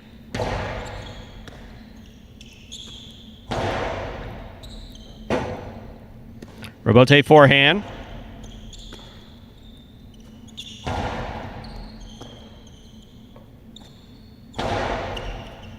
Good catch by Bueno on the left side. Nice backhand. Bote forehand by Anderluck. Ball tipped. Point 5.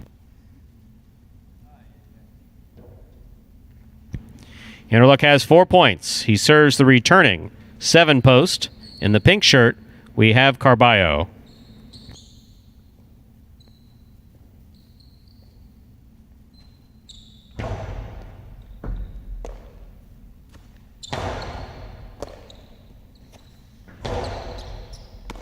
Carballo from the forehand. Throws the carom. Out. 0.5.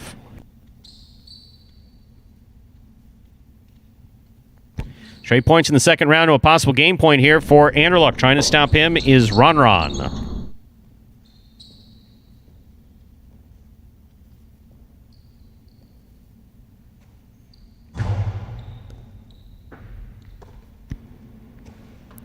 Nice backhand by Ron, caught on the forehand of Anderluck. Picada, the big bounce, goes up, brought down by Ron on the left side. Rebote forehand. Ron makes the catch. Tejada by Ron. Anderluck showing good control on that left side. Clears the overhead screen. Outside placement of the forehand rebote is in. 0.8.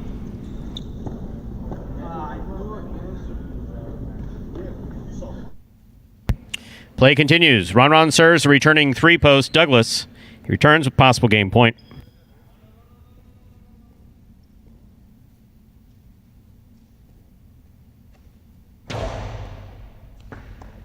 Ball goes off the tip of Douglas's cesta. 0.8.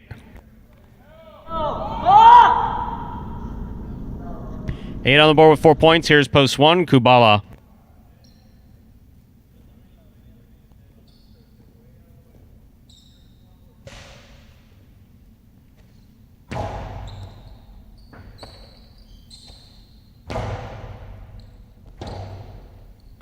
Orion rebote by Ron. Catch by Kubala.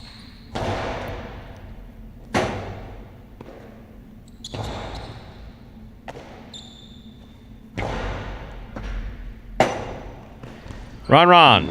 Missed the rebote. 0.1. Kubala on the board with 3 points, serving the returning two-post Ikeda, who takes the court with 4 points.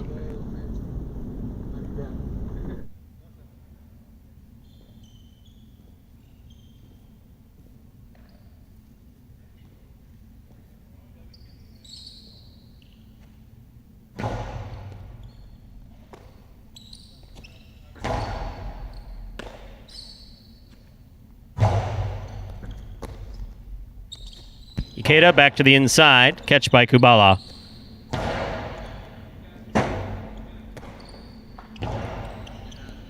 Kubala makes the catch. Picada will score. 0.1. Possible game point for the red shirt of post one. Kubala trying to stop him. Post four, Ben.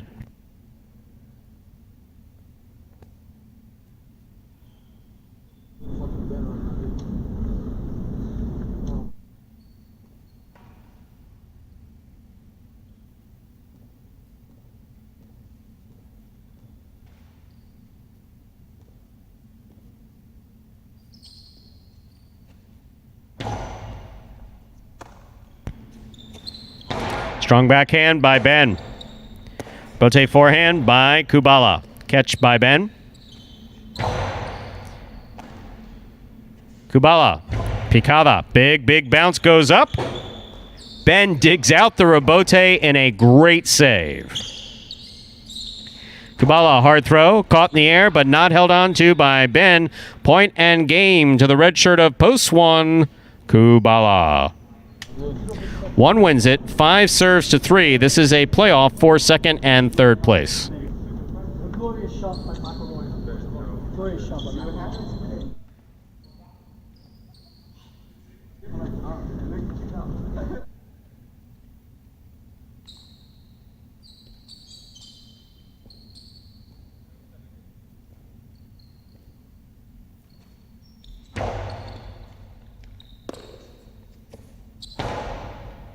Catch by Anderluck. Nice backhand. Forehand Karim Rebote picked off by Anderluck. There's the backhand. Rebote by Douglas. Catch by Anderluck on the forehand. He came cross court to make that catch. One-handed grab by Douglas. Catch by Douglas. Ball tipped. Point and place to post 3, 5 shows. Unofficial order finish 1, 3, 5.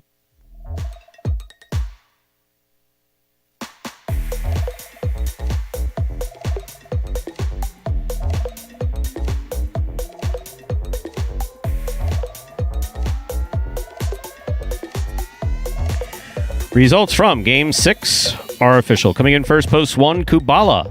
Taking second, post 3, Douglas. Coming in third, post 5, Anderluck.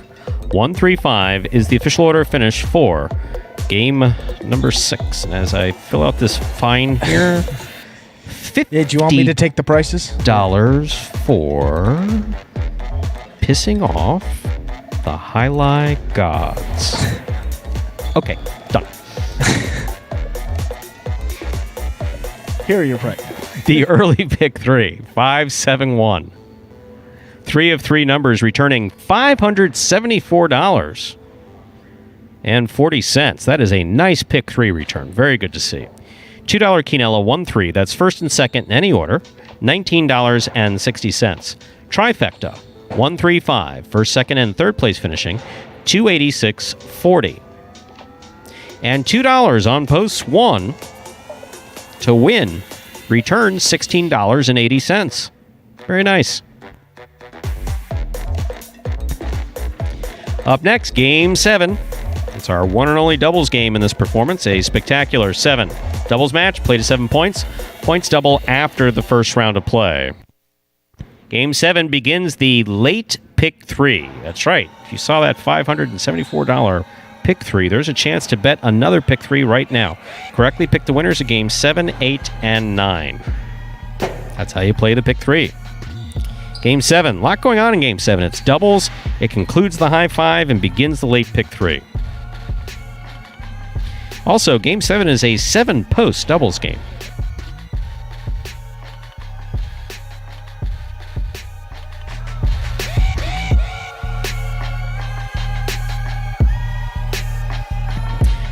Post time for game number 7 is now 8 minutes away. Good luck. My favorite part about playing professional Jai-Alai is probably the free Gatorades and free waters. My favorite part about being a professional Jai-Alai player, when I play, my mind is so clear. It's really the only time that I'm able to focus on just one thing. It's very exhilarating and exciting, and I love exercise, and I love to be competitive. It just feels like I'm finally getting to do what I want to do every day.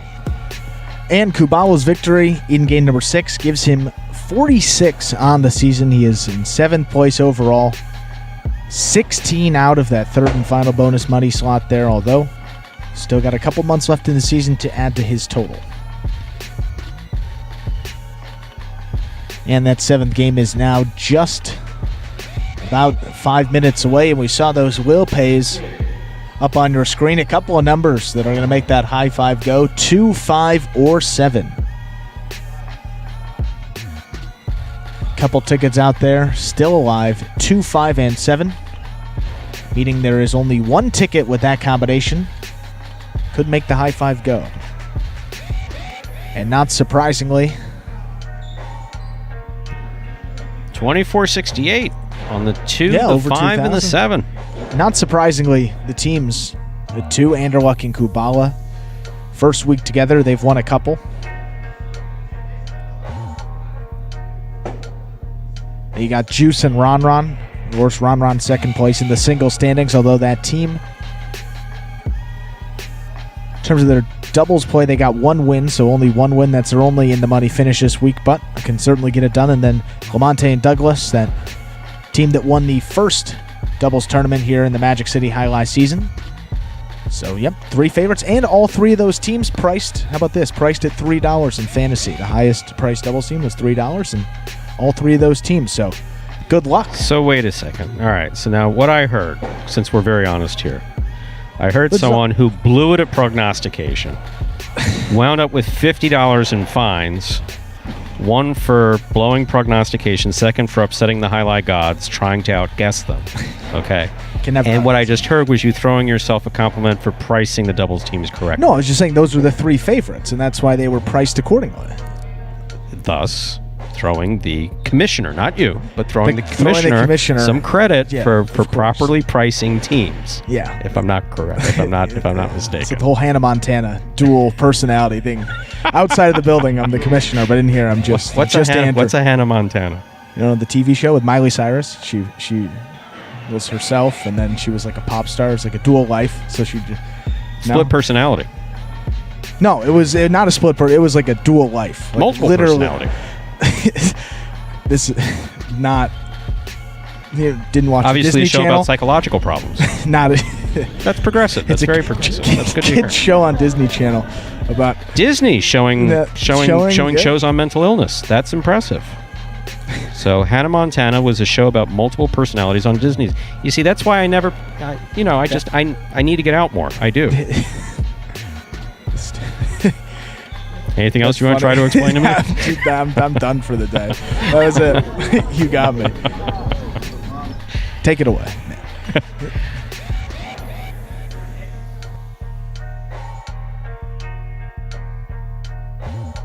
3 minutes till we begin Game 7. 3 minutes to make your wagers in Game 7. Also 3 minutes to get your wagers in for the late pick 3. Late pick 3 now just 2 minutes away. And while we have a minute, we can shout out Fantasy Jai-Alai. If you've yet to sign up, you can go to fantasyjai-alai.com. It is completely free to play. And you can potentially win cash prizes with that. For this week, we're starting the month of September. Not only will you get a piece of Magic City gear, but the prize for this week, we have over 150 players, so $150 cash prize is on the line. It will be going to the winning entry. And if there are multiple winning entries, it will be split amongst those entries, guaranteed at $25 apiece. At least $25 for getting the top spot in fantasy for that particular week. And how it works, you draft a team of 4 players. You get 3 singles players and 1 doubles pairing. Each win, you get 5 points. Each place, you get 3 points. Show, you get 2 points. Quad, you get 1 point. You have a budget of $21. You got to stay within the $21 budget in selecting your team. And the person with the most points, after all 7 performances, will get that cash prize, or at least a share of it, and a piece of Magic City Jai-Alai gear. Looks like there are 2 people for this week, for week 18, tied atop that leaderboard. And again, if we hit 200 players at any point this season, which we're creeping up on 200. If we get there at any point this season, Magic City has said they would generously up that cash prize to $200 per week. And again, it is completely free to play, so absolutely no reason not to join. Again, it is fantasyjai-alai.com. It's free, it's fun, and you can potentially win cash. How about that, Stu? 177 total players here this week, so 23 more to eclipse 200 and unlock another prize. $540 in that late pick 3. Good to see.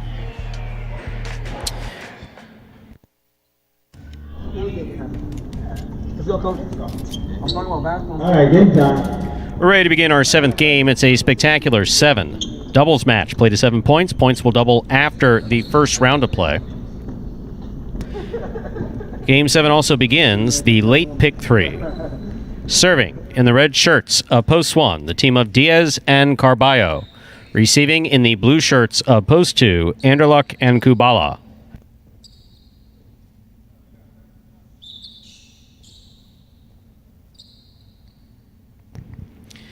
Diaz serves. Game 7 has begun. Anderluck took that serve. Carballo with a reach makes the catch.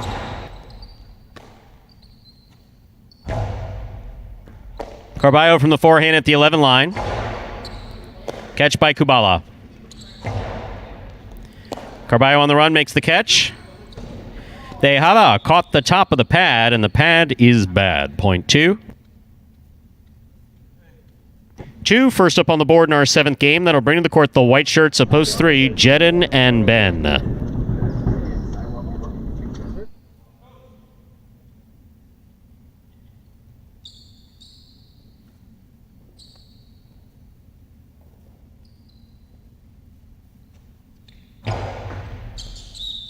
over serve. Ball must land between the 4 and 7 line. That went past the 7. Point goes to the 3. Our next matchup has Jedden serving to the green shirts of post 4, the team of Fred and Ikeda.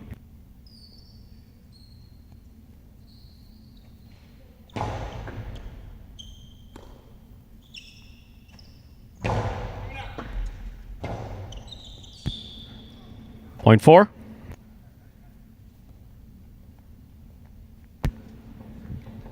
Four serves, post 5, the black shirts, Juice and Ron Ron.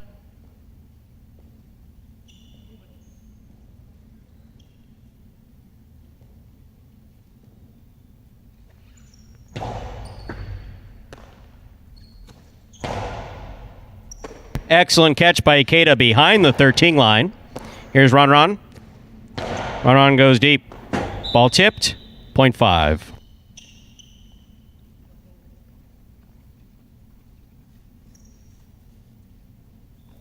Here's the yellow shirts of post 6. Bueno and Tennessee receive.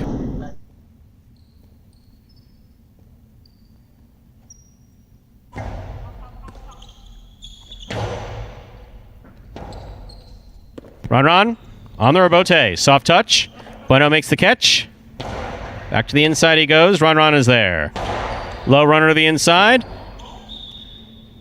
Point 5.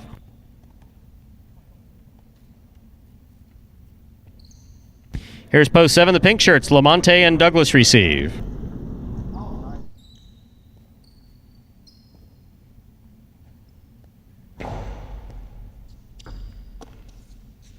It's a powerful backhand throw by Douglas. Bote 2-all, soft touch. Lamonte's on it. Lamonte Cortada, stopped by Ron Ron. Rebote forehand, back to the inside by Lamonte. Ron Ron calls Juice off. Outside placement will score. Point 5.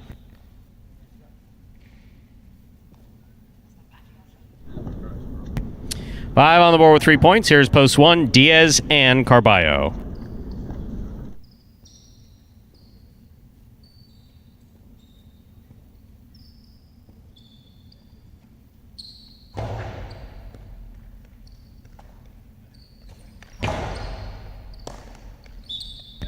Point 1.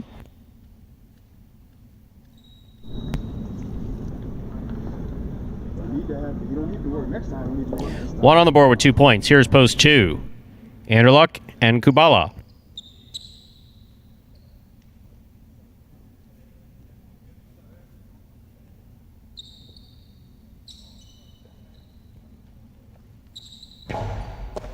Anderluck picks the serve. There's the backhand. Caught by Carballo. Carballo goes deep. Kubala makes a great catch at the 13 line. Another good catch by Kubala deep in the backcourt. Big bounce, goes up and scores. Point 2. 2 on the board with 3 points. Here's post 3. Jedden and Ben.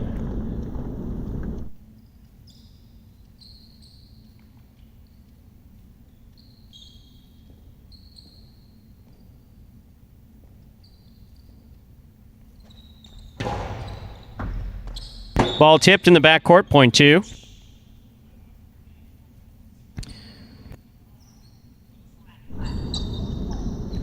Possible game point for the blue shirts of post 2 here.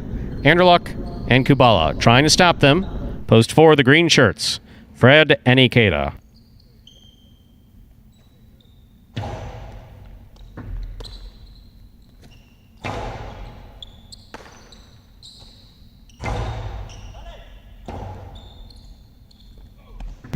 Point on game, blue shirts of post 2.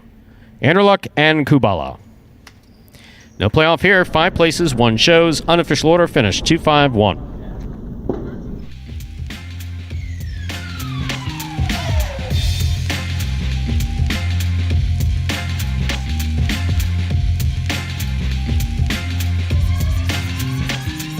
Coming in first, post 2, Anderluck Kubala. Taking second, post 5, Juice and Ron Ron.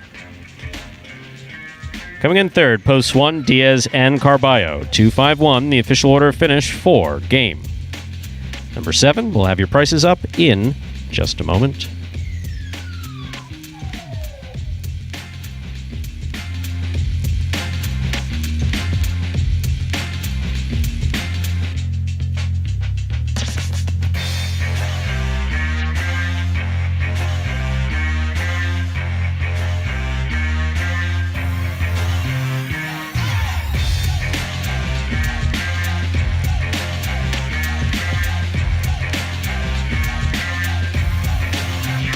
There are your prices from game number 7.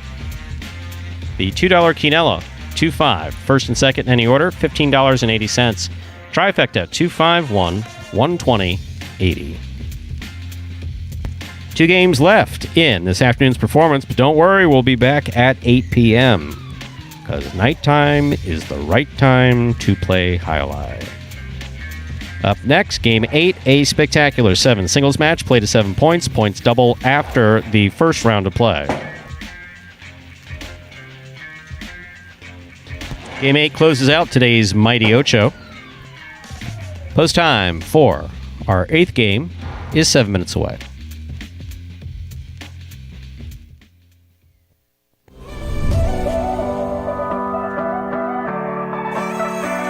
Catch by Bueno. Carom by Bueno. Caught by Elbarba.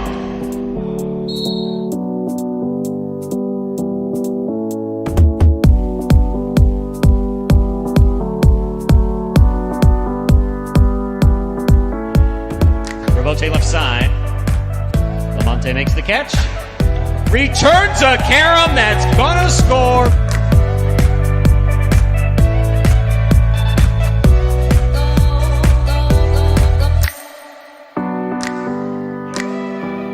Tight to the inside. Robote comes out. Diaz sends that just under the overhead screen.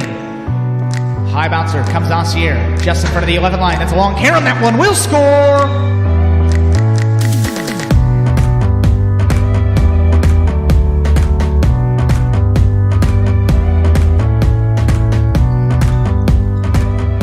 Reverse by Bueno. Kubala from the 7 line throws a 2-all that is stopped on the forehand of Bueno. Bueno's Carom. That's going to score.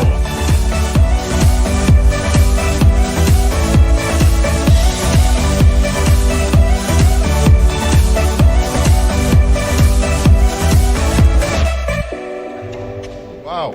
Carballo takes it in the air, throws a Carom back to the outside, and that scores. What a shot.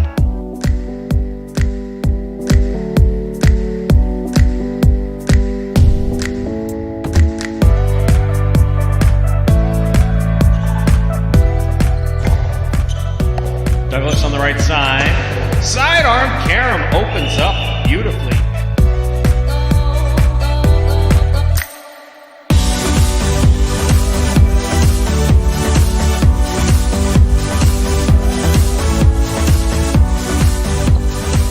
Outside placement of the forehand, Robote. Bueno's on it. Rifling a Carom to score. One of the best points of this season.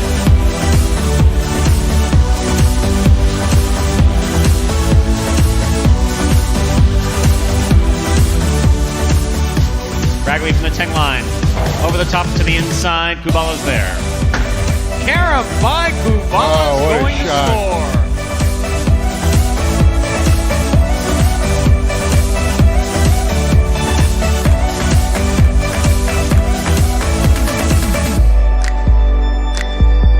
By Ron. Catch on the forehand of Vanderluck. What a Carom. That was, wow.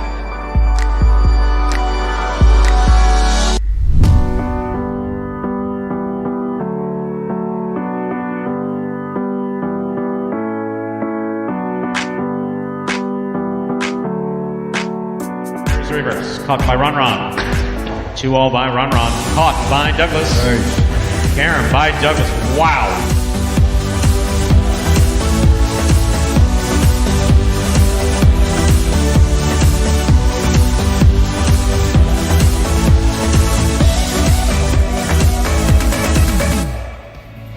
And those were the top 10 Caroms from last year here at Magic City Jai-Alai.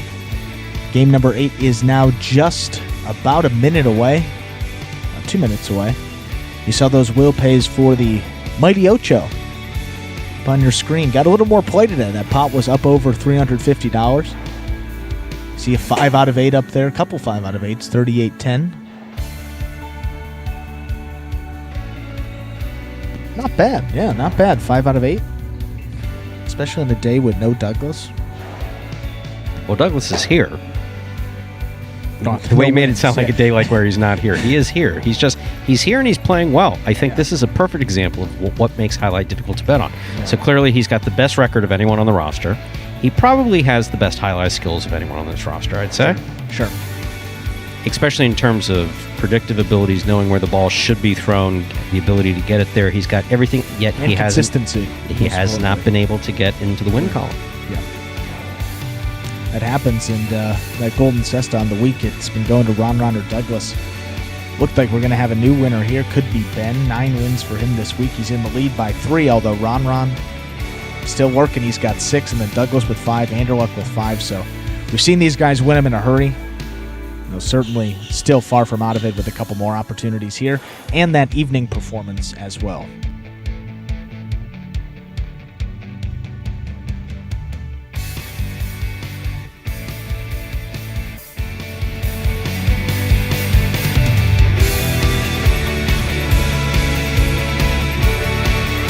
And a post 1 here for Douglas. Wait, you're back to prognosticating? No, just looking. Just looking. You're $50 in the hole. You can do it if you want. Shall we try for 100? Triple or nothing. Post 1. Wow. Douglas. Wow. This is our 8th game. It's a spectacular 7 singles match. Played to 7 points. Points double after the first round of play. Game 8 closes the Mighty Ocho. Serving in the red shirt to post 1 is Douglas. Our first matchup has Douglas serving to Ikeda. Excellent catch by Ikeda. There's the backhand. Robote from the 7 line. Robote to the overhead screen. Point 1. Douglas first up on the board in our 8th game. That'll bring to the court a white shirt at post 3 worn by Kubala.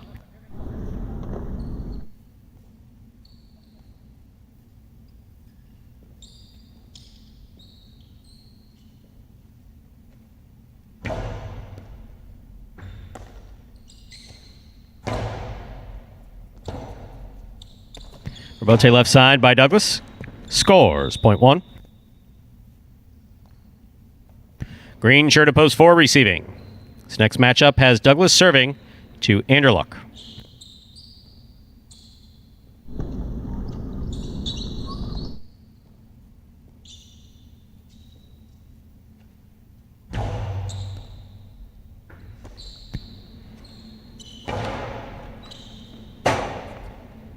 Robote forehand by Douglas.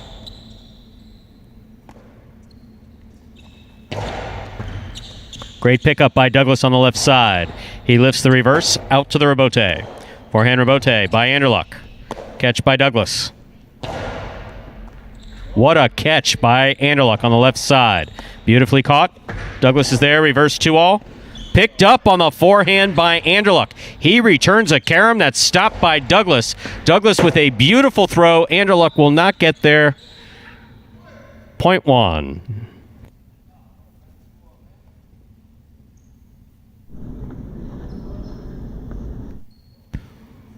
One on the board with 3 points. Here's post 5, Carballo.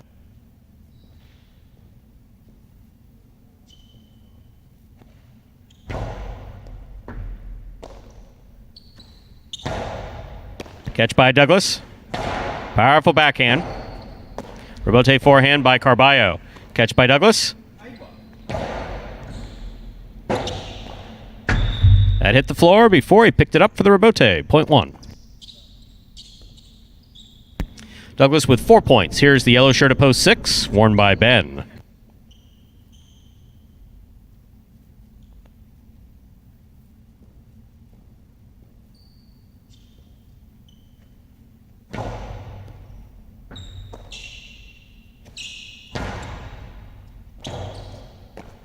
Robote save by Douglas.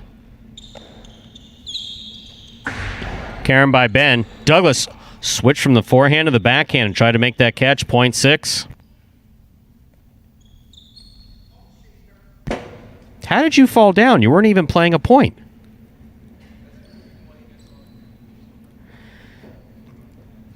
Ben now serves to the pink shirt at post 7, worn by Bueno.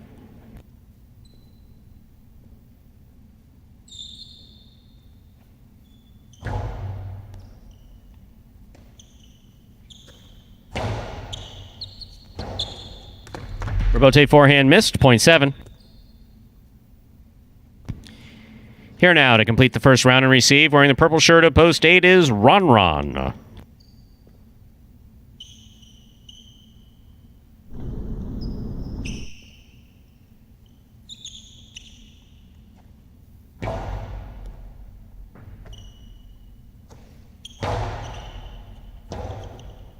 Robote left side, it's a 2-all. Touch the top of the pad, and the pad is bad.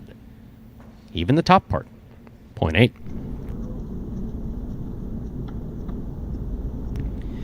That completes the first round of play. All matchups are now worth 2 points through the end of the game. First to return, post 2, Ikeda.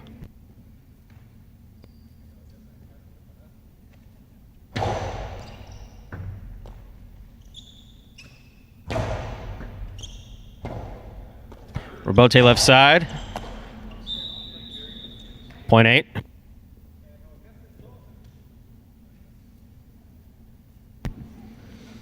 Eight's on the board with 3 points, serving to post 3. Kubala returns.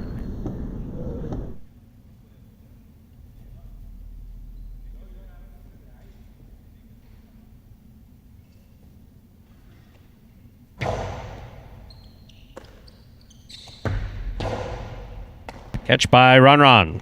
Hard throw by Ron. Scooped by Kubala. Robote forehand by Ron. 2-all Robote thrown beautifully by Kubala. Ron got there, stopped it, returned it. It scores. 0.8.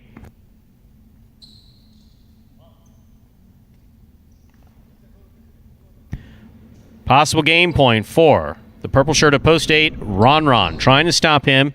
Anderluck.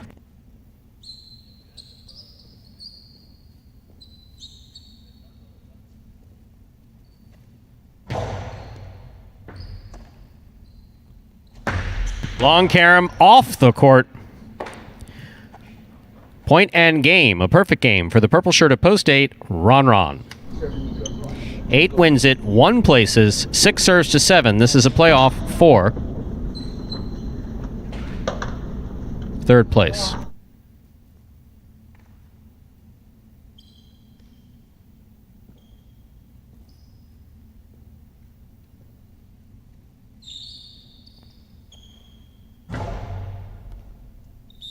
Over serve. Point and show to post 7. Bueno. Unofficial order finish 8-1-7.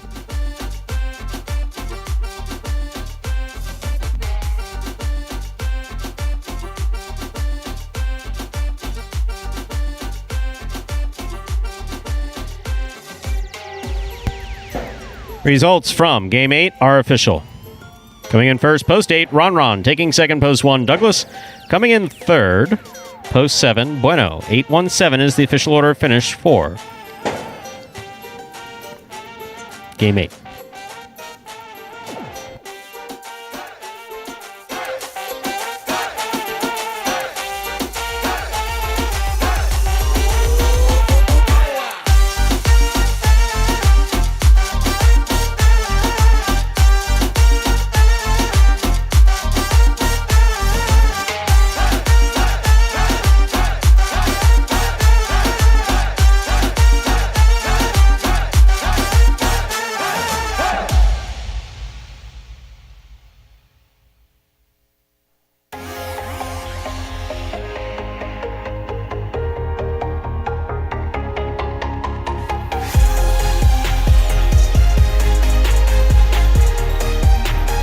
There are your prices for Game number 8. Am I seeing that right? Ron paid $20.60 to win? I'm guessing that may be the whole pool. Or we weren't paying attention. There was more money in that. Well, no, we don't show how much money is in there. We just show the odds. Yeah. Unless there was a whole bunch of money in there. Unless there were horse bettors who were like waiting to place bets on the Kentucky Derby and were like, oh, well, Ron sounds like a horse. So we'll throw some money there. $20.60 on one of our top 2 players to come in. That just doesn't. And to place. Yeah. $22.60. Wow. Ron sounds like a horse. I don't know. Line of the year. The Mighty Ocho, 542-57-128. 5 of 8 numbers, returning $38.10.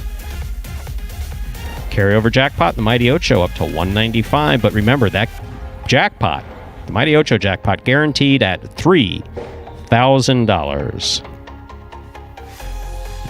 $2 Quinella, 1-8. That's first and second in any order, $12.60. Trifecta, 8-1-7, $130.20. Up next, ladies and gentlemen, is game number 9. It's a spectacular 9 superfecta match. Next game is played at 9. That's 9 points. All points doubling after the first round of play. There are no scratches in our 9th game, and post time for game 9 is just 6 minutes away. Good luck. And it is the superfecta 9-point singles match here to close it out, and a couple of differences between those 7 and 9-point games. And we got a video that will clear any confusion up. Take a look. Spectacular 9 singles games are played with 8 players. Each player wears a different color jersey numbered 1 through 8 on the front. These numbers are traditionally referred to as post numbers. Post numbers are used to signify the order in which the athletes will play in a game. These numbers are also used for betting purposes. Don't be confused by the numbers on the back of our jerseys. Those are just for fun. Each game begins when the player in the post 1 red jersey serves to the player in the post 2 blue jersey. The served ball must land between the 4 and 7 lines marked on the court's side wall. If the ball lands between those lines, the serve is good and play continues until one of those 2 players wins that matchup. The player who loses the matchup exits the court and waits for his next turn at the end of the rotation. It's important to note that every game has 2 rounds. The first 7 matchups in a game make up round 1. Each matchup in round 1 is worth 1 point. Round 2 refers to all matchups that take place after the 7th and final matchup of round 1. The number of matchups in round 2 varies from game to game. And in round 2, each matchup is worth 2 points. The first player to earn 9 points wins the game. So, Stu, you see here, looks like we may have some food from Fire Chef Frank today. What's on the menu? Lasagna. We were just told. I was just about to bring it up. JR Lasagna. comes over. It's a little bit of a tradition, because these are. Now this is the way I would have it every day myself. 2 performances a day at 4 and 8. That I think would be great. With Frank cooking. Meal. What? We don't have to leave. We're right here. That we need to talk to Scott about having a soda fountain back here. Coke on tap. We need Coke on tap back here. That's next year stuff, but yeah, that would be big. Get the Gatorade on tap. I don't think Kubal would lose a game all year. That's actually a good point. Well, Gatorade wouldn't do it for me. I obviously need Coke on tap, and that actually my next negotiation should be coming up sometime soon. So when's your the contract negotiation? I know you got a 5-year contract. $104,000, 5 years. Just wow. And I called your agent. Even the secretary wouldn't take my call. I told him not just the agent wouldn't take my call. The secretary wouldn't take the call. The receptionist was like, "Go pound sand." Wow. But I think if you would have started off with the drink fountain, I think you would have got through, because that's something I can get behind as well. Really? You could? I can get behind the drink fountain. Ah. A little Diet Coke in there, a little regular Coke, Diet Coke, some Sprite, Gatorade. Maybe something sweet like a pink lemonade. That's always a good curveball. You get 'em. That sounds good. All right, so we'll hold out for that for 2021. And we'll have all the food back. Or empanadas in the fronton. That's going to be a 2021 thing. I'm definitely negotiating that. That would be next contract. Having worked with Scott for a little while now, not a long time, but for having worked I kind of know how that goes. We can hold out and listen to the new announcers back here. I'll just have to make the 50-foot walk over and get my empanadas between the performances. But 1 minute to go till we begin Game 9. Game 9 just 1 minute away. So you just want to go for broke? Well, the Ocho's already busted. Definitely wouldn't have gotten 5. Don't even think I got 2. I think I got 1 right. I feel like I just keep jinxing Douglas. So, man, tough to pick against Ron when he plays this well. We're into luck in post 1.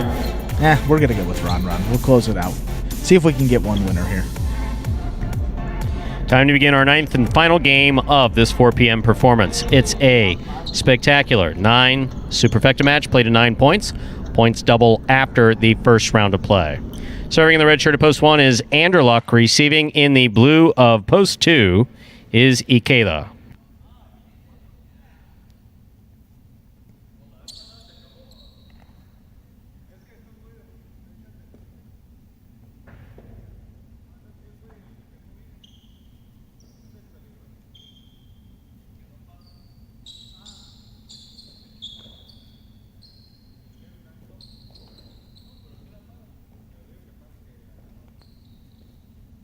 Anderluck serves. We begin Game 9 with a great catch by Ikeda. Powerful forehand by Anderluck, caught by Ikeda. Nice backhand by Ikeda. Robote forehand to the outer screen. Point 2.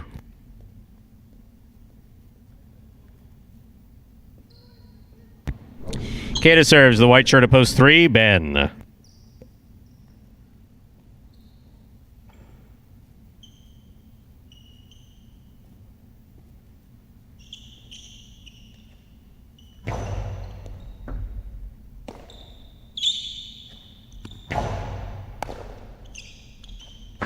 Ikeda on the carom, stopped by Ben. Carambola by Ben, stopped by Ikeda. Wow. What a catch by Ben. Surprised this point is still going, but it is. Robote from the forehand of Ikeda. Ben with a reach, makes the catch. Forehand throw at the 7 line. Ikeda scoops it up. Robote left side by Ben. Ikeda takes it in the air, fakes the carom, puts it inside. Ben didn't fall for it. Ben still going for the Robote. Never say die. You always got a chance. He did it. That time, however, point 2.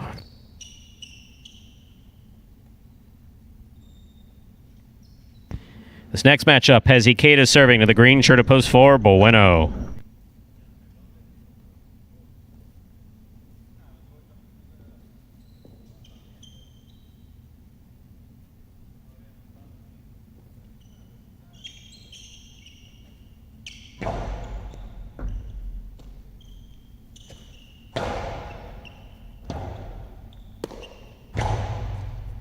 Catch by Bueno, almost. Point 2. Here's the black shirt of post 5, Douglas.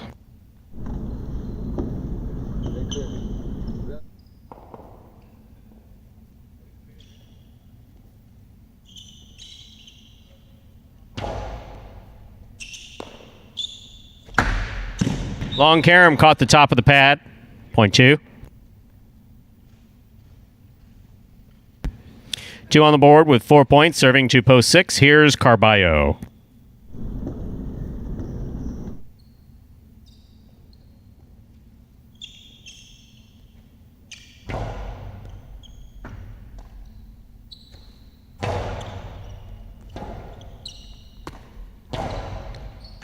What a catch by Carballo, but he never had control of it.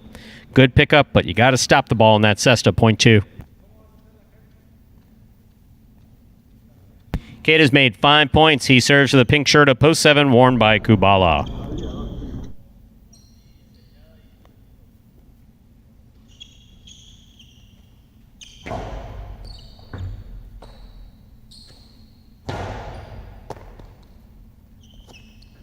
Nice backhand by Ikeda.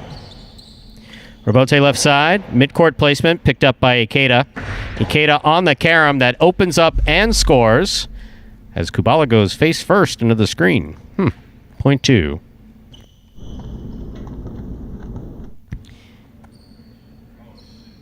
Kate on the board with 6 points. However, 9 points need to win a Superfecta game. Here to finish out the first round is Ron Ron.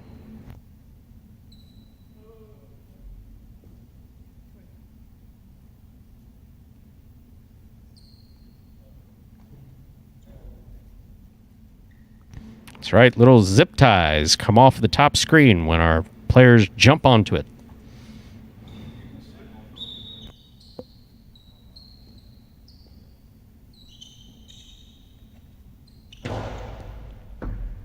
Good catch by Ron Ron off a good serve by Ikeda. Ikeda from the left side.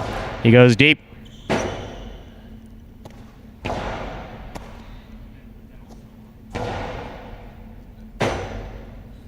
Robote forehand is up. That touched the overhead screen. Out of play, point 2. Straight points to a possible game point here for the blue shirt at post 2, Ikeda. Trying to stop him in the red shirt at post 1 is Anderluck.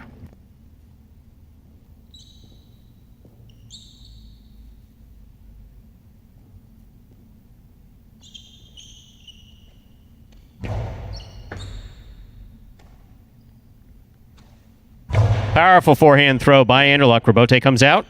Robote forehands up. Scoop attempt missed. Robote missed. Point. And a perfect Superfecta 9-point game with no other points on the board to the blue shirt of post 2, Ikeda.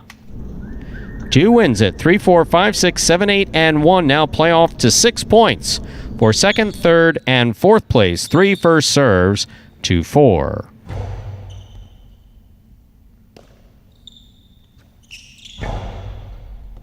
Scoop by Ben, missed. Point 4.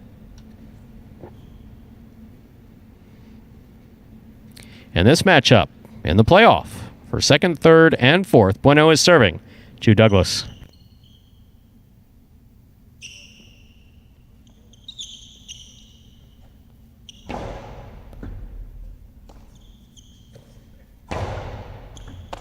Catch by Bueno.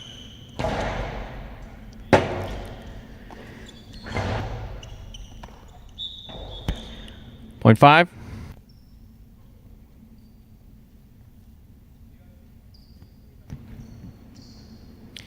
Here's post 6, Carballo.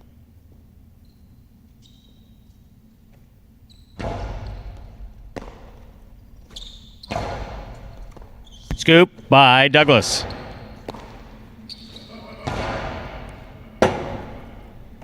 Douglas on the Robote to the inside. Carballo makes the catch. Winds it up. It's tipped. Point 6.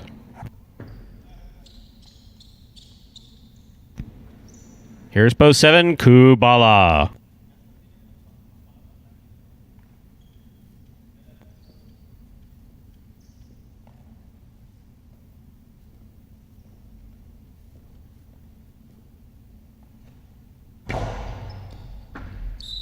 Over serve. Point 7.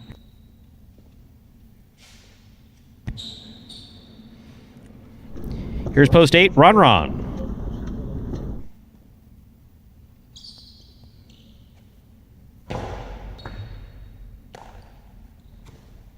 Low runner to the inside. Will score for Ron Ron. Point 8. 8 with 2 points. Serves to post 1, Anderluck. Once again, if you're tuning in late, Ikeda ran it out perfect. He wins it. This is a playoff for second, third, and fourth place. These players are playing to 6 points.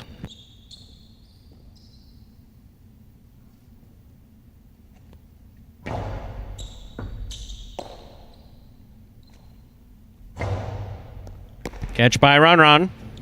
Back to the inside he goes. Point 8.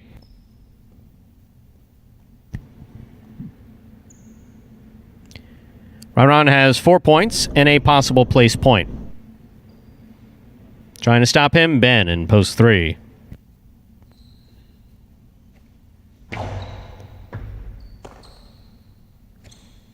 Big backhand by Ben. Ben with a nice backhand. Robote to the inside. Scores. Point and a second place finish for post 8 Ron Ron. 4, 5, 6, and 7 will pair off and play off For show and quad, 4 first serves, 2-5.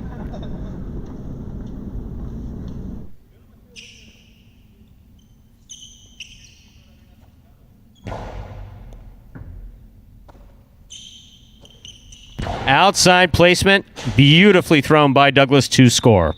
0.5. 6 now serves to 7. The winner of this point meets 5 in the continuing playoff for 3rd and 4th place.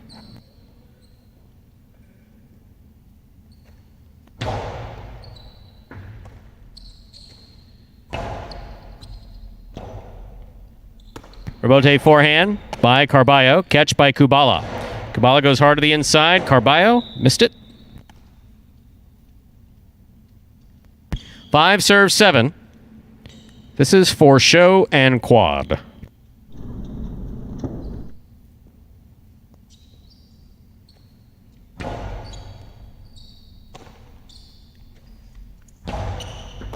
Excellent catch by Douglas. Nice backhand. He did not overthrow it. Rebote left side by Kubala. Catch by Douglas. Douglas faked it outside. Kubala didn't fall for it. Kubala turns a carom into the pad.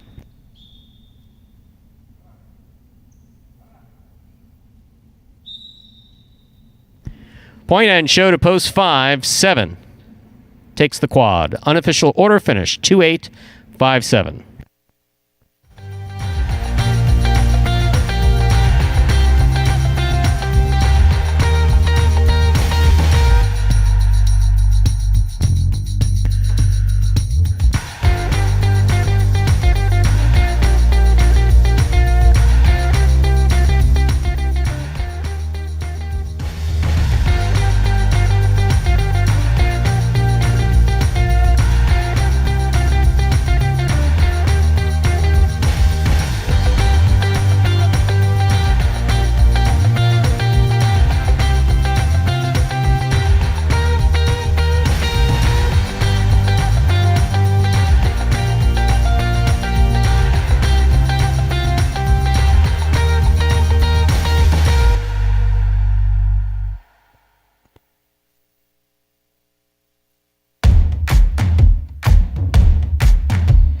Coming in first, post 2, Ikeda. Taking second, post 8, Ron. Coming in third, post 5, Douglas. Taking the quad, post 7, Kubala. 2-8. 5-7 is the official order of finish from game number 9. 10-cent super. 2-8-5-7. $79.40. The pick 3. 2-8-2. The late pick 3. 3 of 3 numbers returning. $222.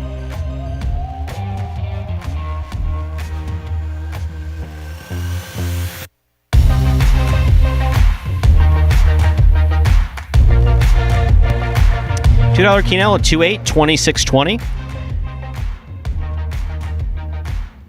And the trifecta, 2-8-5, first, second, and third place finishing 176-20.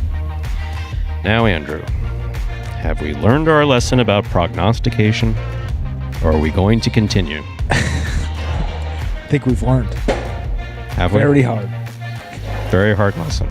I'm sorry to have to do it, but someone's got to enforce these rules. I mean, it's all right. HR will be in touch. Thank you. You know what? You got to pay up. You lose your bet. You got to pay. You're welcome. Wait a second. Someone in HR right now is going, How is HR involved in betting? I don't understand this. What is this fine for a non-player? What am I supposed to do with this? The day I get fined, yeah, that'll be. No, it doesn't exist. No, fines are in the player contract for the players when they step out of line. We have 15, maybe 16, 17 rules. Very, very well established. Just follow them. No fine. It's that simple. It really is. Don't do what you're not supposed to do, and there's no fine. Kind of like life. Won't always turn out fair. But those rules, the rules that are in place here. It's not a long list. Yeah, it's really not a long list. No, not at all. Get here on time. Don't throw your helmet. It's practices are mandatory. It's pretty basic stuff. It really is. And the maximum effort rule that's appeared in almost. I try to think back. I think that first appeared in a program that maximum effort is a requirement. I think that first appeared in a program in the late 30s, early 40s, if I'm not mistaken. The first time I ever actually read it. Yeah. No, it's always been there. That's always been something that's been totally understood. Fortunately, we don't have an issue with that here. We really don't. So, we have an 8 p.m. performance coming up, yes? Got one more. Awesome. Performance of the week. And then you abandon me tomorrow. Jeeves will be here. Jeeves will be here. I told you, yeah. He'll be here at 12. That's right. He's not coming, but he is sending his butler. And that, ladies and gentlemen, will do it for this Saturday afternoon performance of Live Jai-Alai in the Magic City on the Jai-Alai Channel. We're glad that you chose to join us this afternoon and invite you to join us again in just about an hour and a half, hour and 33 minutes. When we'll play 9 more action-packed games at 8 p.m. because nighttime is the right time to play Jai-Alai. We sure hope you enjoyed today's Jai-Alai action at Magic City. If you've not done so already, please like and subscribe to the Jai-Alai channel on YouTube. And let us know your thoughts and any questions you might have in the live chat while we're playing. On behalf of the players, staff, and management of Magic City, we thank you for joining us and hope you will join us again at 8 p.m. tonight. So goodbye till we can see you back here at Magic City Jai-Alai just an hour and a half from now.